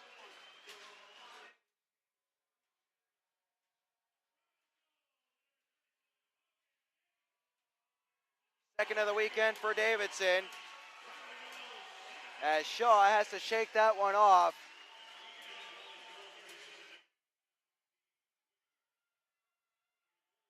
Ransky not happy about something right before that faceoff, not sure what, as we're back to play here, as the Wildcats have given up a lot of possession to the Brahmas in this second period, and they've given up the lead. 2-1 now the score after Shaw gifted possession to the Brahmas right behind his own net. Here is Cherniak now, trying to sweep it along for Bolio. Bolio can't clear the zone. Here is Bolio with it again, finally skipped it over into the neutral zone as Thompson is tied up with Bolio. Here is Oscar Andra now. 2 minutes remaining in this second period, as this is going to be icing against the Wildcats, but it's on towards the cage of Black, who has to stick it along. Litviak turned over here. Nobody in the offensive zone as the Cats were changing. Litviak in front there. He wanted Staub, but Staub had it go behind him. Now it's Matt Cook and Jake Townsend. Wildcats have been the victims, or have been the architects of their own downfall quite a bit this weekend, and indeed in the last couple of months of this season. Here is Falconer, chips for Oakley, didn't reach Evan, as trying to dig it loose is Subri. Into the neutral zone it goes with 90 seconds remaining in the second. It's Falconer, touched it along for Oakley. Oakley gets around Thompson but left it behind, gets it right back, swung it along as Subri plays it down the wall. Falconer chases after this one. Falconer been fairly quiet tonight as he's back in the lineup, as trying to dig this one loose on the near side and get it to the point. Here's Subri. Now Cook towards the net, well high and wide of the cage. Albrecht first to it there on the far side. Albrecht in front. Subri stashes it towards the net, and it goes wide. In the corner, he'll skate. Here is Oakley and Albrecht. Albrecht losing out on it as this is flipped up into the air. Townsend wasn't able to hold on to it at the blue line, as now Stanley tries to put him under pressure. Good recovery there by Townsend after he had been caught flat-footed. As look out though, here is Hunter Stanley. Down to the ice he goes, swept along here by Cody Wickline in the last minute of play in the period, brought to you by La Quinta Inns and Suites. Albrecht floats this one in deep. Black took a swing at it there, but whiffed on it as Lazarus goes in on the forecheck. Lazarus, Apap, trying to dig this one loose as Albrecht was camped out in front of the net. It squirts free as Steen takes this one away for the Brahmas. Steen chips this one down the ice, has an arrow back in his own zone, gives possession away. Here's Guderian. Now it's Egan at the top of the right circle. Egan towards the net, wide of the cage there. Guderian first to it on the far side, as now Uchin runs it back along. Steen at the point. Wadled softly back behind in the last 15, as this is as an arrow, giving it up for Albrecht. Into the neutral zone it goes. Steen in the last 7 seconds, as he'll look to shift this one softly up the glass. Now it's as an arrow, 2 seconds in his own zone as an arrow, and one, and there's the horn. Wildcats entered this one leading 1-0 at the outset of this period. Lots of pressure in the offensive zone for the Brahmas, combined with a giveaway and a gift of possession by the Wildcats netminder and the defense, allows the Brahmas to take a 2-1 lead into the second intermission, as that is not where you want to be. 2-1 end of 2 periods of play, shots on goal in that frame. 12-9 in the contest according to the big board here. 6-3 in favor of the Brahmas in that period. We'll step aside and come back for the intermission report, as we'll take a look around the league on the Jerry Sporting Goods out-of-town scoreboard, as Wildcats hockey presented by Armored Roofing. We'll return just after this.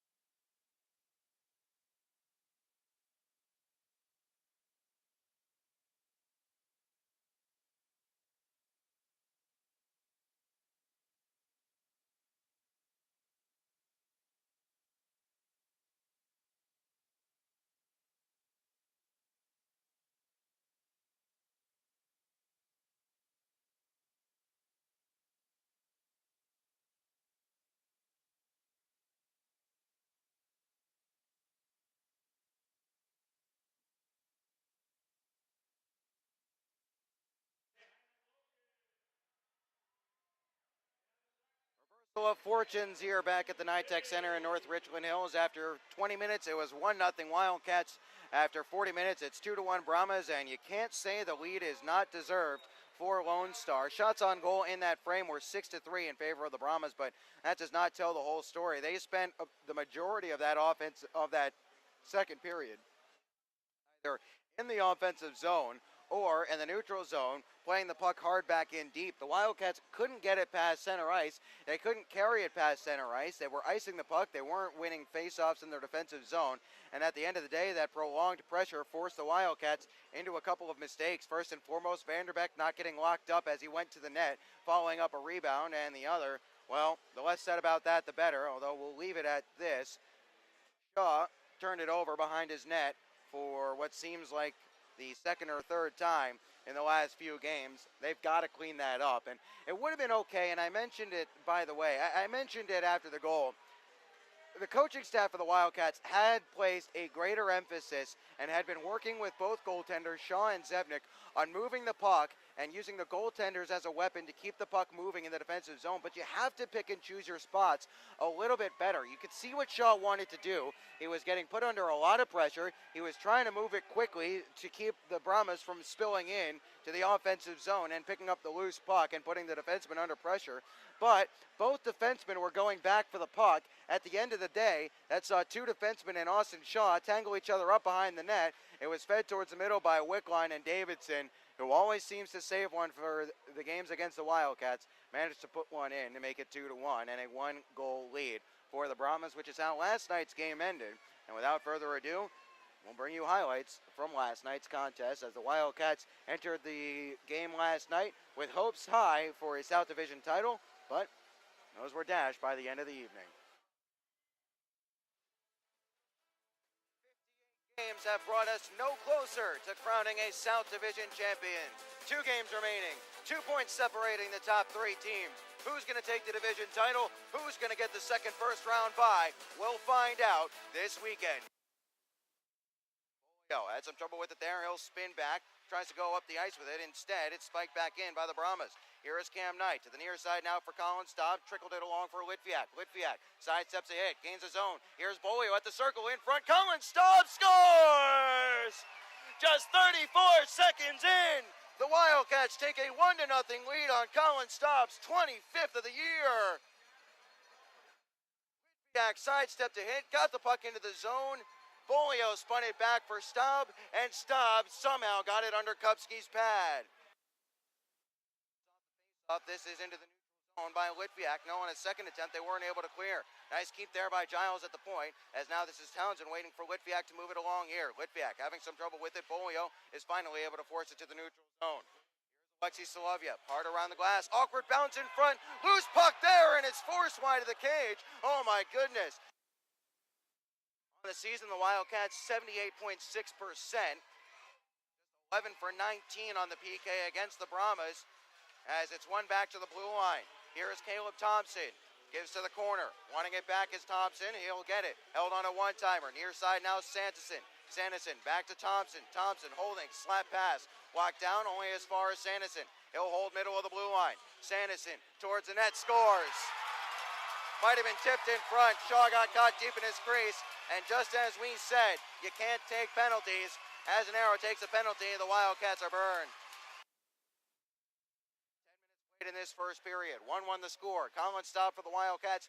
Johan Steen on the power play for the Brahmas. That's where we stand. Turned over, shot fought off there by Kupski. Bolio gets it right back. Now it's stopped through the middle of the ice. It was behind him here as Sturzinger will try to chip this one past. Here's Davidson. Clean break. Davidson scores.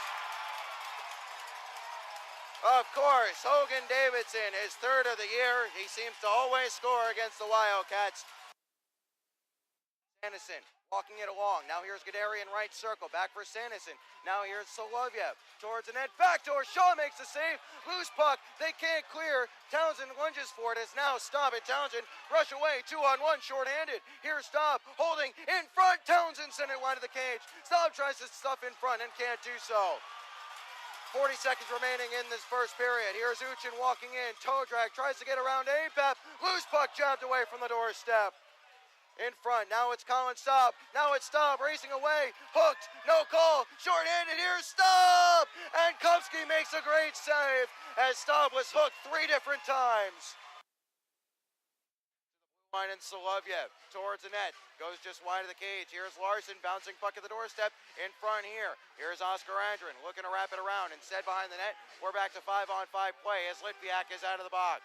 Here's Vidmar on this near side corner. He'll wheel towards the slot. Glove saved there by Shaw as a loose puck is punched away. Solovyev towards the net again. Loose puck, they score.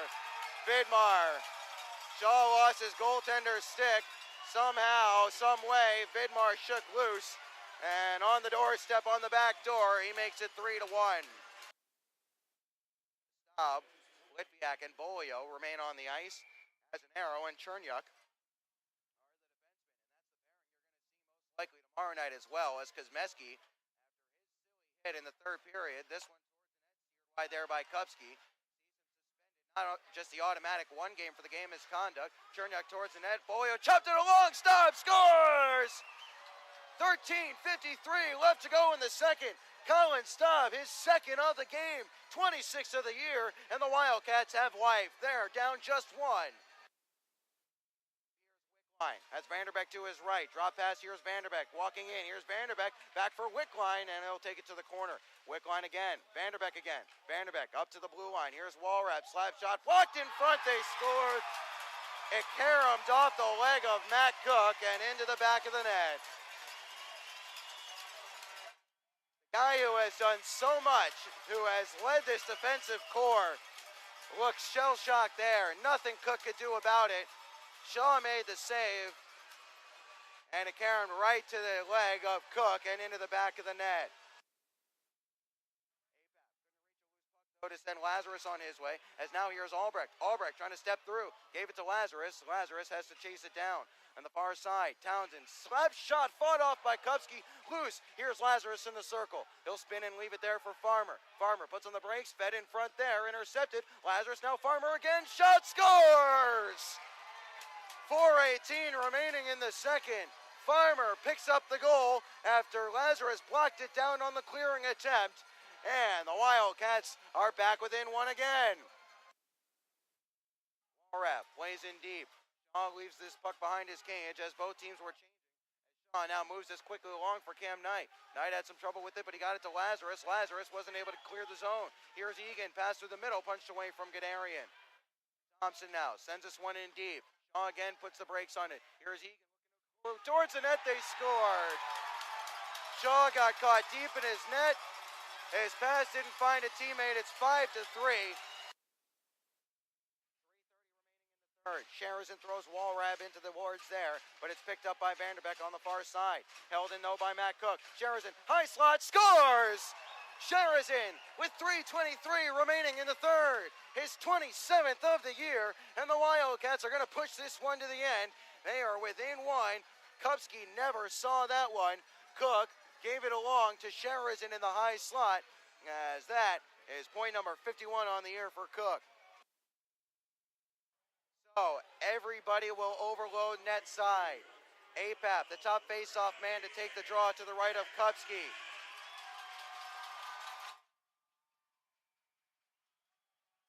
Cook and Townsend waiting for it in the shooting hole. Apap, clean win onto the ice. Cook's shot was blocked and the horn sounds. So the result is the same, 5-4. Brahmas pick up the win. Wildcats are eliminated from the South Division title race.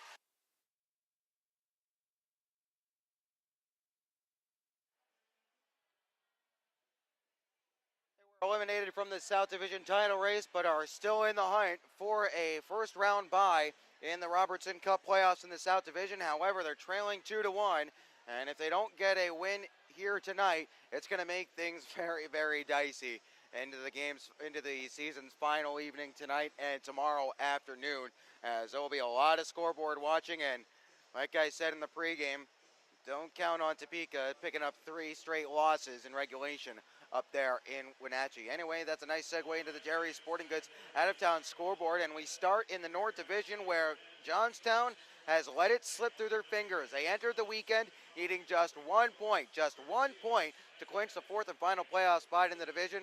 They get swept by Keystone in the home and home. Michigan picks up a 2-1 shootout win tonight. The Warriors have leapfrogged the Tomahawks for the final playoff spot after winning 8 of their last 9 games. And who was in net for the Warriors tonight?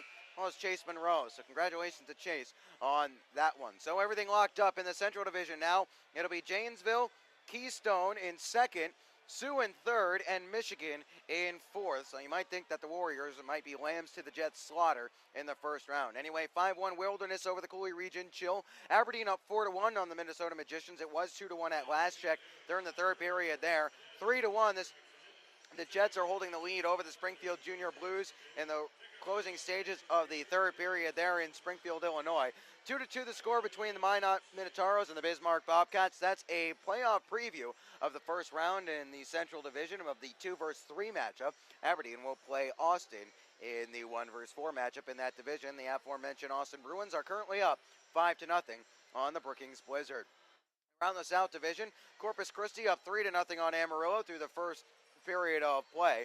They are scoreless in Hidalgo. Rio Grande Valley rounding out their regular season slate, trying to leapfrog Wenatchee. They are tied 0-0 with the Jackalopes after Odessa posted a 5-2 win behind a Kenny Hausinger hat trick last night. And the Jackalopes have really relished their spoiler role this year. They have won 6 of their last 8 and 4 of their last 5. They're getting through the pregame ceremonies in Wenatchee. We'll keep an eye on that one as we tick past 9 o'clock here in Texas. As no score as they have yet to get that one underway. The final game tonight, Fairbanks taking on the Kenai River Brown Bears at 7:30 Alaska time, 10:30 Central time. That'll do it on the Jerry Sporting Goods Out-of-Town scoreboard. We'll step aside. When we come back, we'll have the third period of action. The Wildcats needing a comeback. They're down 2-1. Lone Star has not surrendered a third period lead to lose in regulation a single time this year. The Wildcats would have loved to be the first. We'll find out if they can do it on the other side of the break here on FastHockey.com and the Wildcats Broadcast Network.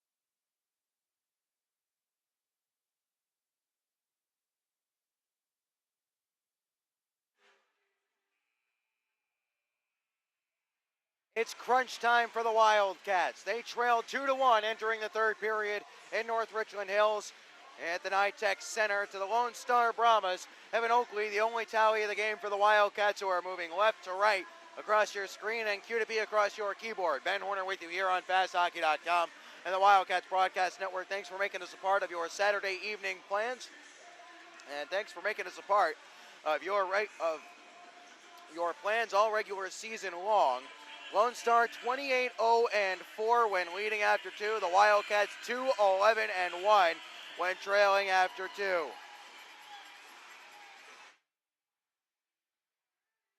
Staub will take the opening faceoff, going against Cody Wickline. Puck down, we're underway in the third period, brought to you by American Classified, as down to the ice goes Wickline. Staub tries to fish this one free and plays it softly down the wall. Wildcats trailing 2-1, knowing a regulation loss doesn't completely eliminate them from contention for the first round bye, but certainly means that they are going to play scoreboard watching seriously for the next two nights.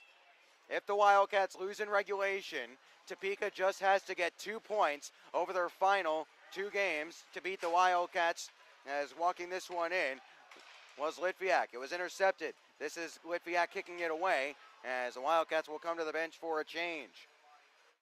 Here's Sanderson. Turned it over behind the net. Sheridan was there, but Sanderson gets it right back and moved it along for Stanley. Here is Cam Knight. Wasn't able to hold the zone. The Wildcats almost had too many on the ice, but Baum was able to hold up and not touch the puck until the other guy got to the bench, as the Wildcats send this one back in.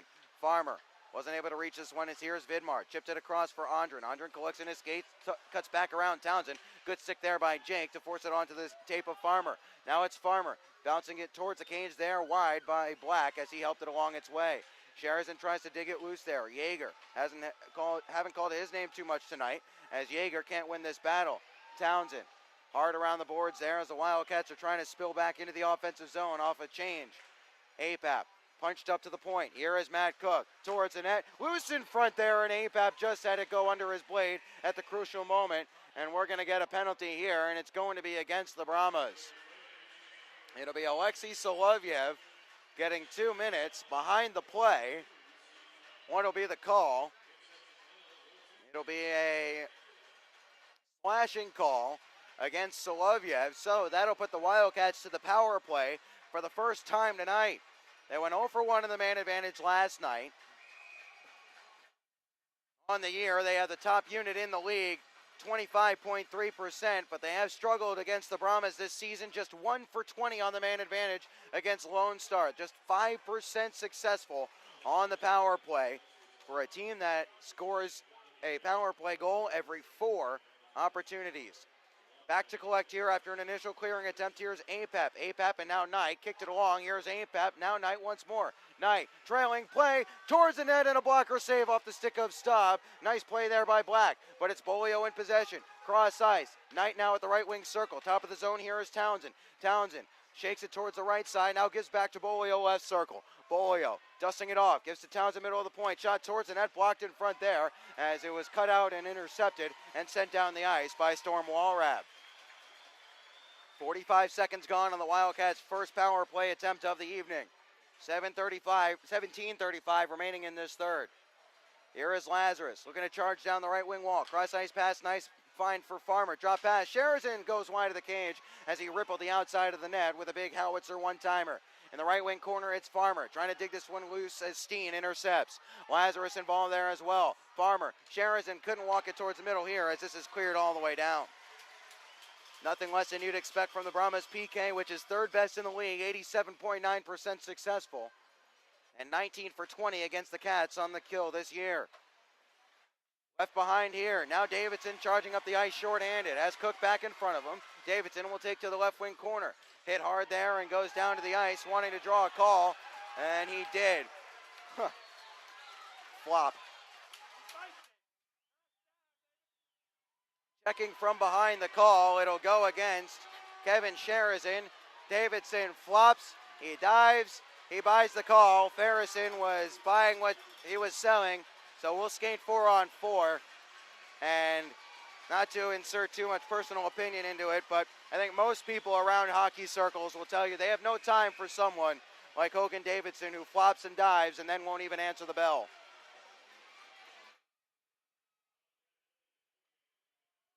We skate 4-on-4 as Vidmar chips it past Chernyuk. Vidmar, the big swing it up to the blue line for Thompson. Here's Thompson. Slap shot, goes high and gets the glass off a deflection.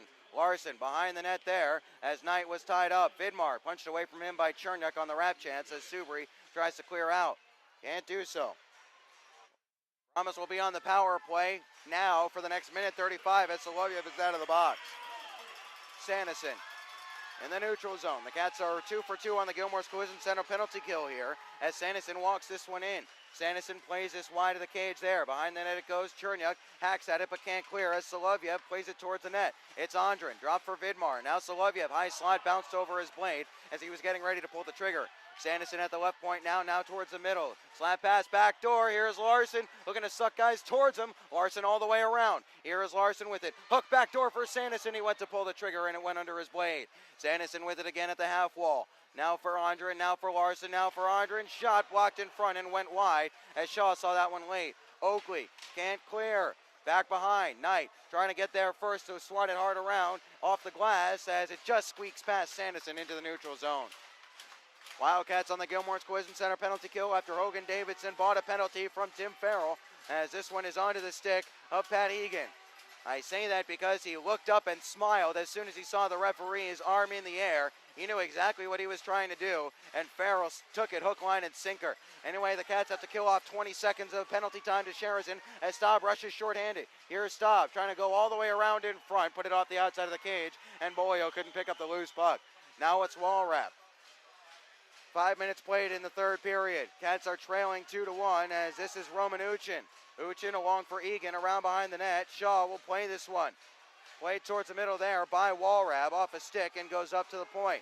Here is Thompson holding it at the left point. Slap shot wanting a deflection from Uchin and it went wide. We're back to 5-on-5 play. Bolio and Sheridan. It's force free. Sheridan trying to get there ahead of Thompson. Wasn't able to do so. Almost too many against the Cats. Uchin walks this one in. Someone lost a visor there as they came to the bench as this is picked up and moved along by Yeager. Yeager loses out, showing the rust after not playing for almost a month is Eric Yeager as this is hard around. Carrying towards the outside of the cage of Shaw as Townsend takes it off the back of the net. Hit from behind there, no call from Tim Farrell as Townsend will just keep play moving here. Uchin up the ice. Here is Roman Uchin. Rather, that was Wickline. Now back in front there, and it's sent over the cage by Wickline, who went for a return pass to the net. Albrecht looking to skate onto this one. Gets to the red line here and plays this one around the kick plate. Black out of his net to play it here in the last 14 of the third period here. Steen spinning away from Albrecht. Loose puck behind the net. Here is Apap trying to dig it loose. Lazarus couldn't jab it on cage as it was sitting invitingly at the side of the net for Black. Has an arrow, back to collect it in his own zone. He'll slam on the brakes and now look to turn up ice softly for Konstantin Chernyuk. Here's Chernyuk, has an arrow, let it go through his legs. Into the offensive zone comes Carroll. Here is Carroll, off the outside of the cage, into the back wall it goes. Chernyuk moved it along there but couldn't find a teammate with it. Now it's Ozanero, he'll jab it. Albrecht there on the far side wall. Cross ice, wanting Chernyuk. Chernyuk takes it in stride. Chernyuk cuts inside, now Lazarus. Lazarus hit down hard and a penalty upcoming here. It'll be against Solovyev. Interference the call. 13:20 remaining in the third, and the Wildcats will have their second power play opportunity of the night. Second penalty of the period for Alexei Solovyev.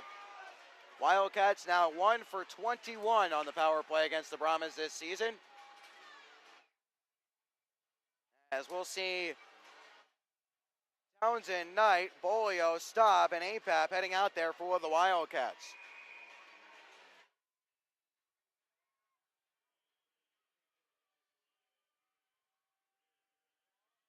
Staub will take the draw. The Wildcats, even if they don't score here, they need to get some momentum working to get some good vibes going on the bench as they try to tie this one up. Townsend, one-timer, flashed it wide of the cage there. Thompson goes hard around the glass. Carroll tries to settle. Instead, it's Townsend giving it along for Cam Knight. Wildcats tag up at the blue line and look to spill right back in. Here is Staub. Thompson gave him a bump, but Staub played it in deep. Black ran this one along here. Bolio took it off the stick of Walrap. Walrap punched it away from Bolio, though. Headman pass. Here's Davidson on a break shorthanded, and it was just out of his reach. Davidson puts Shaw under some pressure here. Davidson now down behind the net, trying to dig it loose, tumbles down to the ice. This time Farrell waves play on. Townsend. Oh, turned over to Guderian, but it was a delayed offside, so he couldn't skate down the middle, as that was an errant pass that almost burned the Wildcats. This is Apap. Nice move to get around Vidmar in the neutral zone. He'll skate to the blue line and play it in deep, where it'll land in the breadbasket of TJ Black. Lazarus and Steen exchanging words at the side of the net.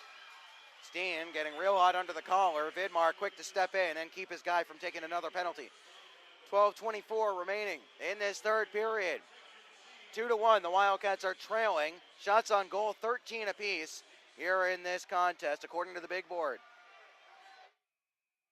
Farmer, Sherizin, Lazarus, Litviak, and Cook out there for the Cats. Sherizin, shooting hole blocked, but a false start off the draw. And here's what we'll say. We'll remind you that Shane Kosmeski has not been available at all this weekend after a penalty he took in the Wildcats 6-1 win. They were up 5-1 already, and Yeager here. Sherizin shot, and that was partially deflected and went wide. Litviak can't dig this one loose in the corner. On a second attempt, he'll fight for it here. Farrell skates away from harm's way as a two-a-side battle sees the Wildcats try to dig this one loose. Now 3 involved in black sweaters down there as Sherizin and Litviak can't combine to keep this one in the zone as it went over the blade of Cook. And you just wonder, not necessarily in this instance, but you wonder how much they've missed Kosmeski's speed getting back to pucks here this weekend. Here is Farmer towards the net, steered to the glass there by Black. Sherizin has his pocket picked but gets it right back. Sends it to the corner for Litviak. Litviak now behind the net. Thompson outduels him. Sherizin plays it along for Litviak. Litviak behind the net. Here is Lazarus. Now Cook. One-timer blocked in front. Lazarus, nice play to pick his man's pocket and get it back for Litviak. Litviak holds on this one now at the right point. Litviak with it, chipped it for Cook. High slot, Cook, his shot off the body and goes wide.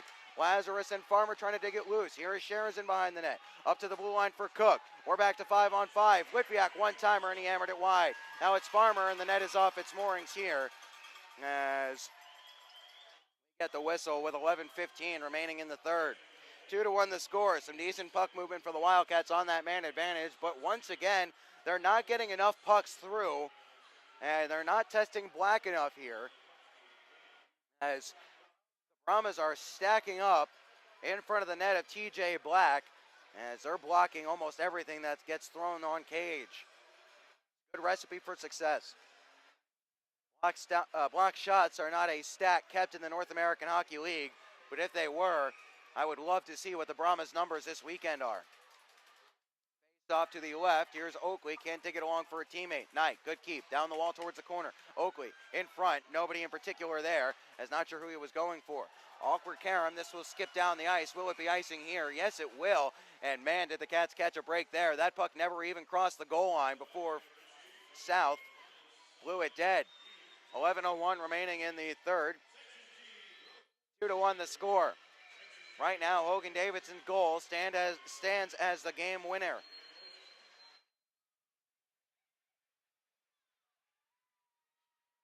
Here is Jeff Baum at the left wing half wall. Tries to go towards the net. It's deflected and goes up and out of play. So 5 seconds tick off the clock. We'll do it all again with the face-off once more to the right of TJ Black.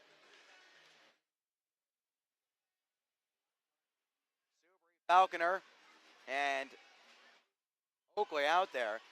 And here's what Kosmeski being out did for the Wildcats lines. Azanero had been playing very well as a forward of late. It forced the Wildcats to move Azanero back to defense. And Azanero hasn't had a bad game by any means, or a bad weekend on the blue line for the Wildcats, but you just wonder whether they were missing that nice little jump on the offensive end by a big, strong guy who can play two ways. The aforementioned Azanero collects this one in his skates, moved it along for Chernyuk inside their own zone, as Chernyuk will give to Azanero. Azanero, pass through the middle of the ice, intercepted here. Falconer couldn't reach it. Andrin tries to skate onto this one. Got tangled up in some skates as Oakley digs it free. Trickles it cross ice in front of the Wildcats bench area. Chernyuk ducked away from the hit, as now it's Paul Subri. Subri got it back for Chernyuk. Chernyuk gives to Azanero. Azanero. Pass through the middle. Steen intercepts at his own blue line as we tick down towards the halfway mark of this third period. Andrin, look Out here, ramp that one in deep. It carried him towards the cage of Shaw, who put it right back into play for Matt Cook to give to Colin Staub. Staub with Bolio in front of him. Here's Staub, stick move around Gadarian into the zone. He'll go. Staub left it behind though as Egan tries to clear. Litviak, rather Apap, was jabbing at it. He couldn't hold the zone as Bolio swings back. Bolio out there with Staub and Apap as Apap is not shifting, as Litviak is not shifting on the normal line right now. Here's Gadarian in his defensive zone, spins away from Bolio. Wildcats hold the zone though. Here's Townsend towards the net, off a leg and goes wide. Cleared back off to the far side wall. Hogan Davidson first to it there. 9:30 remaining in the third as Davidson looks to swoop up the ice. Clears this one off the glass. Sheridan couldn't settle as back into his own zone to race back there is Matt Cook. Cook put under pressure there by Egan. He'll get it right back from Townsend on a dangerous exchange of passes, but Cook moves it up the ice for Albrecht. Here is Albrecht now. In the middle, it's Sheridan, hooked it in front. Loose puck. It's still loose, and it's swatted away to the far side wall. Now it's Pat Egan, as we're seeing Albrecht, Sheridan, and Farmer out there. Yeager not shifting right now with his regular unit. Here's Albrecht, right point, towards the net, off a leg in front, goes wide, loose puck. Farmer can't dig it free in the corner. Vanderbeck was able to run it up the wall, and now into the neutral zone, as now Cam Knight will force this one back onto the stick of Albrecht, who gives it to Sheridan. Sheridan rags through some traffic and turns up the ice and into the offensive zone. He'll skate. Onside play. Sheridan shot, handcuffed his man there, but he threw it down to the ice. Vanderbeck couldn't get it past Jeff Baum. Baum goes towards the corner. Subri wants it there. Instead, it's Sheridan. Sheridan in front, nobody there in a black sweater as Cam Knight tries to hold in. It's skittered over the blue line, so the Cats tag up on the late offside and will change as onto the ice comes Oakley and Yeager. Subri, the other forward out there for the Cats, along with Cam Knight and Jeff Baum. Andren trickled this one along, no icing here. 8:10 remaining in the third. This is Cam Knight, softly up the ice. Oakley overskated it here. That allows Vidmar to take possession and give to Sanderson. Sanderson chipped it softly along. Andren will go to put Cam Knight under some pressure here as the Wildcats give up possession in the neutral zone. Towards the cage of Shaw. He'll settle and move it quickly along for Cam Knight. Knight with 7:50 remaining in the third. The Cats trailing 2-1. A regulation loss would all but, not completely, but all but eliminate the Wildcats from a chance at a first round bye. Yeager tries to swing it towards the corner. It was intercepted here as Apap, fresh from the bench, is onto the ice. Now it's Sanderson down the left wing side for the Brahmas. He'll get to the red line and play this in deep as Lone Star is trying to play their game and see this one out. Chernyuk ramped it along for Albrecht. Here's Albrecht. Cross ice pass into the stride of Lazarus. Punched away from Lazarus there. Good stick work there by Sanderson as now Chernyuk moves it up the ice to Albrecht. Now it's Cook. Cook into the offensive zone. Here's Cook centering there, and he rang the post. It didn't go. Apap thought he had scored. Cook from an acute angle was that close to making it a 2-2 game. Now back the other way. Here is Uchin. Uchin, toe drag, and sprawling was Townsend to seal off the play. Townsend had his pocket picked, but he got it right back. He'll get it back once more. Left it behind to Uchin as Albrecht digs this one loose. Swung it to the near side corner as Egan ramps this one in the offensive zone. Cats were that close. Cook rang it off the inside of TJ Black's left post, and that's the farthest the Wildcats have come in a long time. Chernyuk gives it away in the defensive zone. He got way too cute with it. Now it's Nikita Litviak. Charging down the right wing wall, he bulldozed his man down to the ice, but loses possession of the puck as Staub lets Bolio pick this one up. Bolio, 6:20 remaining in the third. Now it's as an arrow. As the Cats are starting to throw everything forward, including the kitchen sink. Pass was off the stick of Bolio. Davidson, hard around the boards here to the near side. Staub dug it loose. Nobody in a black sweater there. Now Litviak reaches and corrals. As an arrow. Out from behind the cage of Shaw, and he'll give to Bolio. Bolio banked it softly forward. Staub ramped it along as well. Cats are in the midst of a change here as Hunter Stanley moved it along to be picked up by Walrap. Walrap. Now Vanderbeck. No icing here as he gets a stick to it. First to it is Cody Wickline. Wickline in the left wing corner of the Brahmas. Trying to step free here were the Cats, but Cam Knight got tangled up there and lost the puck. So it's Wickline. Wickline, backhander through the blue paint. Nobody there. Stanley got ridden down. Could have been interference as Farrell lets that one go. Here is Nick Farmer looking to pick this one up. Swept away from him here. He'll lose out as Vanderbeck walks back in on side. Vanderbeck slap shot saved and held by Shaw. 5:21 remaining in the third. That brings us to our media timeout. 2-1 the score. The Cats are trailing as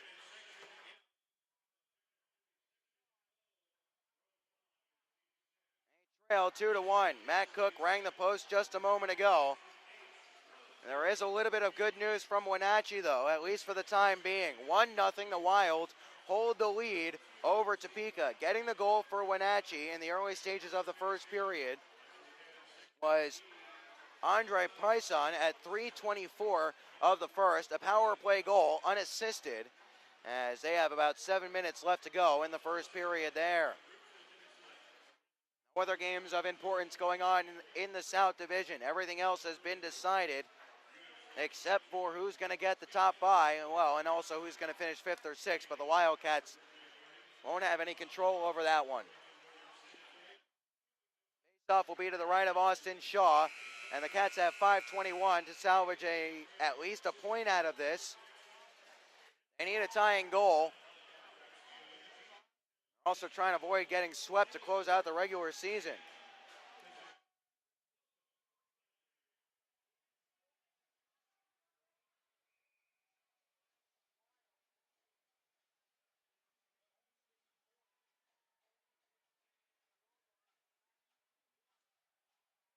Draw. It's kicked free there by Tommy Apap. Townsend will glass this one down the ice. Sanderson settles a bouncing puck. Sanderson worked it along for Steen. His dump in. Hit Farrell in the back and went into the Wildcats bench area there. 5:10 remaining in the third. 2-1 the score. The Wildcats desperately trying to hand the Brahmas their first loss in regulation after they led by 2, but right now they have to worry about getting a game-tying goal. Aside from a innocuous shot that rang the iron from Matt Cook after Black was not ready for it, the Cats have not looked like scoring at all, really, since Oakley scored to make it 1-0. The Brahmas have been playing shutdown defense all game long, and they're getting the rewards for it. Cross-ice pass from Lazarus. He wanted Townsend. It was off his back skate. Townsend rides off the pressure, lets his teammates get back on side, but this goes out of play. As they say, it was deflected out of play with 4:49 remaining in the third period. As the score is 2-1, Lazarus skates over to apologize to Townsend for putting that pass behind him. Face-off will be in the neutral zone here. We won't overload you with cliches over the final 4 minutes and 49 seconds, as actually the face-off is in the offensive zone. But suffice it to say, it's now or never for the Wildcats. Stop. Won it back to a point. Here is Cam Knight now towards the net. Deflects and goes just wide as Staub wanted something there. Cleared off the glass as down it goes. Knight back to hustle onto it here. Here is Cam Knight. Also at stake for the Brahmas, a win here would win the South Division. Here is Litviak. Now it's Baum behind the net. A win in overtime for the Wildcats would also clinch the division for the Brahmas with the loser point, as this is Bolio bringing this one in onside. Bolio towards the net there from the wall, and Black will cover and make the save. 4:16 remaining in the third. The Wildcats have tried to ramp up the pressure here in the final stages of this third, but Lone Star not giving them anything down the middle. The Wildcats have not gotten into the slot, seems like a single time tonight. And that's credit, and that's not a knock on the Wildcats. That's credit to the Brahmas' defensive zone play in tonight's contest. They have been ready for everything the Cats have thrown at them. Farmer can't win the face-off draw. Cleared off the wall. Townsend wasn't able to hold this one in. Charging after it is Ondren. Has Vidmar trailing. Nice poke check there by Cook. It goes up and out of play. Face-off will stay down low for the Brahmas, but it was deflected, so the Wildcats can change if they want. Doesn't look like either team will do so. 4:07 remaining in the third. Face-off to the right of Shaw. Right now, the difference in this game is the giveaway behind the net.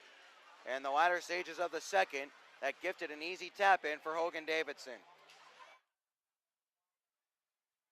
Sheridan off the face-off. Delays, now moves it for Matt Cook. Look for Cook to gain the rush at every opportunity here, or join the rush, I should say. Yeager miscontrols a pass, can't dig it loose, as now Farmer and Sheridan can't bring this one in onside. Back to the neutral zone it goes. Here is Matt Cook. Cook towards the net, punched away here, big juicy rebound. Here's Townsend at the right point. Townsend towards the net, flashes just wide of the post there as no one could get a stick to it. Solovyev left it behind here. Farmer trying to dig it loose. Solovyev chipped it past Sherazin as Pat Egan has this one here. Runs it into the neutral zone, down the high glass as Farmer looks to pick this one up and does. Now it's Sherazin. Sherazin left it behind there as Solovyev poked it away as the Cats are changing. Egan around the high glass it runs. Knight curls onto it here as he'll wait for his teammates to get back on side. That allows Larson to step onto it and play it in on his backhand. 3:10 remaining in the third. Jake Townsend back to collect and start the rush for the Wildcats, who have been held to just 1 goal on 18 shots tonight. Apap into the offensive zone, trailing play. Albrecht holding, shot, save, loose puck here. It's bobbled. Apap digs for it. Apap and Lazarus still they'll dig for it. Now it's Oscar Andrin. Andrin out there with Larson and Vidmar as the all-Swede first line is out there for the Brahmas as the Wildcats try to dig this one loose with 2:45 remaining in the third. They trail 2-1 and finally will get the whistle as Lazarus is getting involved. Everybody coming together now. Play was blown dead. Farrell was gesticulating that there was going to be penalties. Who will it be on will be the question, and will they be matching, or will a team wind up on the power play here? Oscar Andrin skates over to the box. Sanderson not happy at all. 2 minutes for delay of game against Oscar Andrin, so they say he covered the puck with his hand, I guess. And that puts the Wildcats on a power play. Well, for all intents and purposes, this is the game right here. 2:43 remaining in the third. The Cats are going to have 2 minutes of power play time, barring any further penalties. We'll see if they pull Shaw early here to go 6-on-4. League's leading power play unit against the third best penalty kill. Strength against strength. Here we go. Off the faceoff all the way down the ice on a clearance as the Wildcats have to chase this back. Davidson charging Shaw down as he'll put Townsend under pressure. Townsend easily skates past Davidson and looks to gain the zone. Townsend does gain the zone. Has it punched away from him. Apap holds the zone though at the blue line. Bolio now left wing half wall. Down behind the net for Staub. Staub touched in front. Here's Apap. Now it's Knight at the circle. Couldn't handle it cleanly, so we'll skate up to the blue line with it. Now it's Townsend. Now it's Knight. Here's Knight. Right circle. Knight flubbed it there as he was trying to go to Townsend, and Carroll sends it down. Knight has not had a good weekend on the offensive side of things. 2 minutes remaining in this third. Cats trailing 2-1. They have 1:15 of power play time left. Litviak puts on the brakes. Here's Lazarus into the zone. He lost the handle. Litviak trying to get it back, but Kadarian spins and fires the length of the ice. The Cats are not able to carry it in. It's not working. They have to try something different. Here is Nick Farmer now. Farmer almost intercepted, but Sherazin walks in. Sherazin bouncing puck. Shot blocked there. Sherazin. Cook couldn't step down as Vidmar will race back shorthanded one-on-one. Vidmar, onside play, dangles to the neutral zone. Now a shot, handcuffed Shaw. He spilled it, put it to the back wall. Davidson will hack this one all the way back to his own zone. 35 seconds remaining in the Wildcats power play. And 1:15 remaining. Davidson walks in shorthanded. Here is Davidson killing off some more time. Spins it into the corner as we approach the last minute of play in the period, brought to you by La Quinta Inns and Suites. The Wildcats trying to keep this from turning into a party for the Brahmas. A win for Lone Star secures the division. Lazarus has his pocket picked. Down the ice it goes. 10 seconds remaining on the penalty to Oscar Andrin here as the Wildcats are going to come up 0 for 3 on the power play. Last minute of play in the period, brought to you by La Quinta Inns and Suites. Here's Staub galloping along, charging down after it. Staub all the way around, centers there, now goes behind the net for Bolio. Bolio has some trouble up to the blue line to nobody in particular. The Wildcats have to let that one run. Shaw was coming to the bench for a change. 30 seconds remaining. Extra attacker on.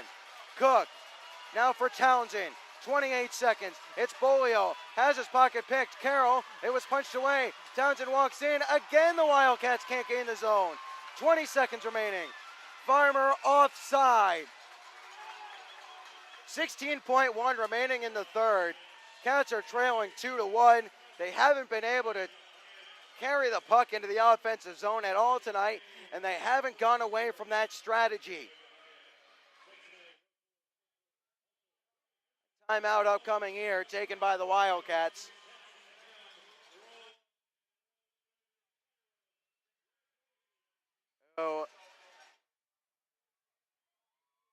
Trail 2-1, and are going to need a miracle. Going to need a miracle. Their hopes of a South Division title were dashed last night with a 5-4 loss. They're staring a weekend sweep to end the regular season dead in the face with 16.1 remaining and a 2-1 scoreline favoring the Brahmas.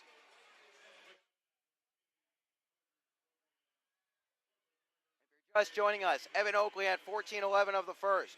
AJ Vanderbeck at 9:03 of the second. Then Hogan Davidson at 17:22 of the second as well. That currently stands as the game winner.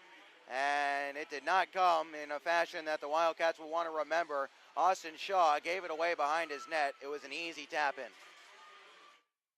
So, the big guns out there. Cook has rang the iron in this third, but that's the closest the Cats have come. They have not put a good chance on TJ Black.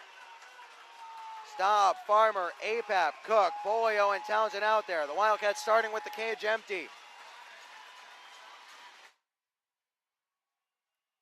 They let Staub take the draw. Townsend steps onto the loose puck and plays in deep. Here we go, 10 seconds remaining. Steen, hard around the wall. Nice keep by Cook. Here's Cook towards the net, and it's gloved out of the air, thrown onto the ice by Black. Farmer looking to center. It does! Staub has his stick tied up, and there's the horn. The Wildcats lose 2-1. They are swept. Big pile up here. Apap is hauled off it. Bodies are tangled up. Farmer fed the middle. Staub wasn't able to get his stick free. Has a lot of bad blood here.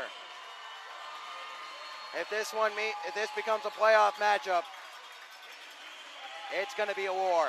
We'll step aside and come back. A season-ending loss for the Wildcats, 2-1, the final regular season game of the season, as they'll now turn their attention to the Robertson Cup playoffs and scoreboard watching. We'll step aside, come back, and wrap it all up here from the NYTEX Center in North Richland Hills on FastHockey.com and the Wildcats Broadcast Network.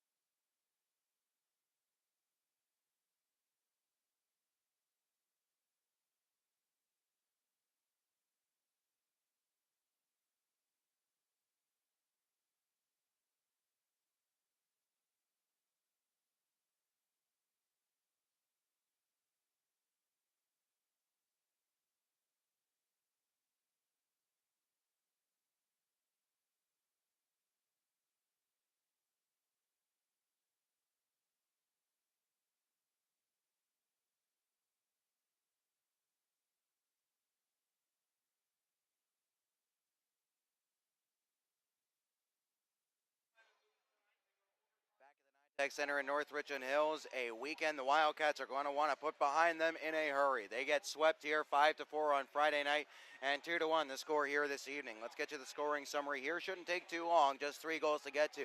The Wildcats for the second game in a row scored first. Evan Oakley from Jake Townsend at 14-11 of the first period. He raced down the left wing wall to collect a loose puck.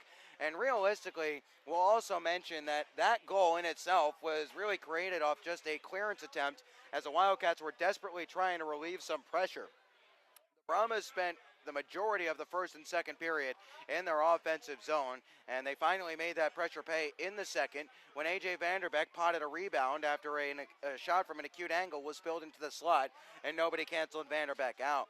Then, after some prolonged pressure in the offensive zone for the Brahmas once more, as every time the Wildcats got it out over the blue line, it was hammered back in deep.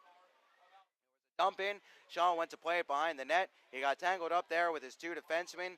Wickline came along, tapped it in front, and Davidson tapped it into an empty net as the Wildcats continued to fight pressure on themselves with inadequate play behind the net.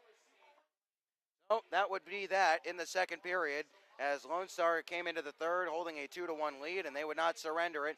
Best chance, I guess you could say, aside from Matt Cook ringing the iron from an acute angle, best chance, I guess you would say, would be that one right at the end. Farmer fed it in front for Staub, who had net to shoot at, but had his stick tied up. And that was that as the horn went as they dug for it. So getting the win this evening is TJ Black. He makes 19 saves on 20 shots and improves to 21-8-4. Getting the loss is Austin Shaw. He made 14 saves on 16 shots and falls with the loss to 26-9. Wildcats will finish this season, the regular season that is, at 39-16-5. With this loss, they'll finish the year 15-9-4 in true road games. 36-15-5 in the division are the Wildcats. With the win, the Lone Star Brahmas post a final record of 40-12-8. They are 26-3-1 at home and 38-10-8 in the division. They claim the South Division title. Now the Wildcats still hold a 1-point lead for second place, but now they need to hope that Topeka only picks up 1 point, having available 4 over the next 2 games. We'll take a check on that score right now.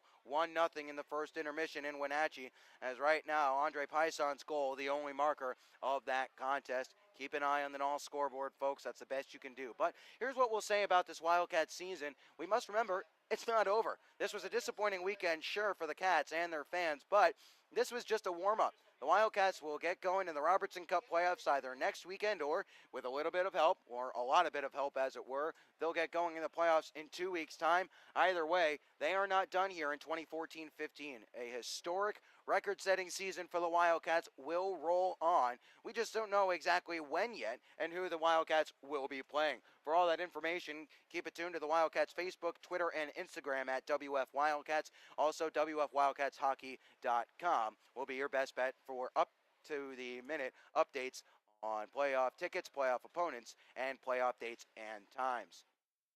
Normally, we would tell you when our next broadcast is, but as I just alluded to, we don't know. So, until our next broadcast, whenever that may be, and we'll let you know as soon as we do, I'm Ben Horner saying thanks for joining us on this edition and all editions of Wildcats Hockey presented by Armored Roofing. From all of us at the Wildcats, have a good night, everybody, and take care.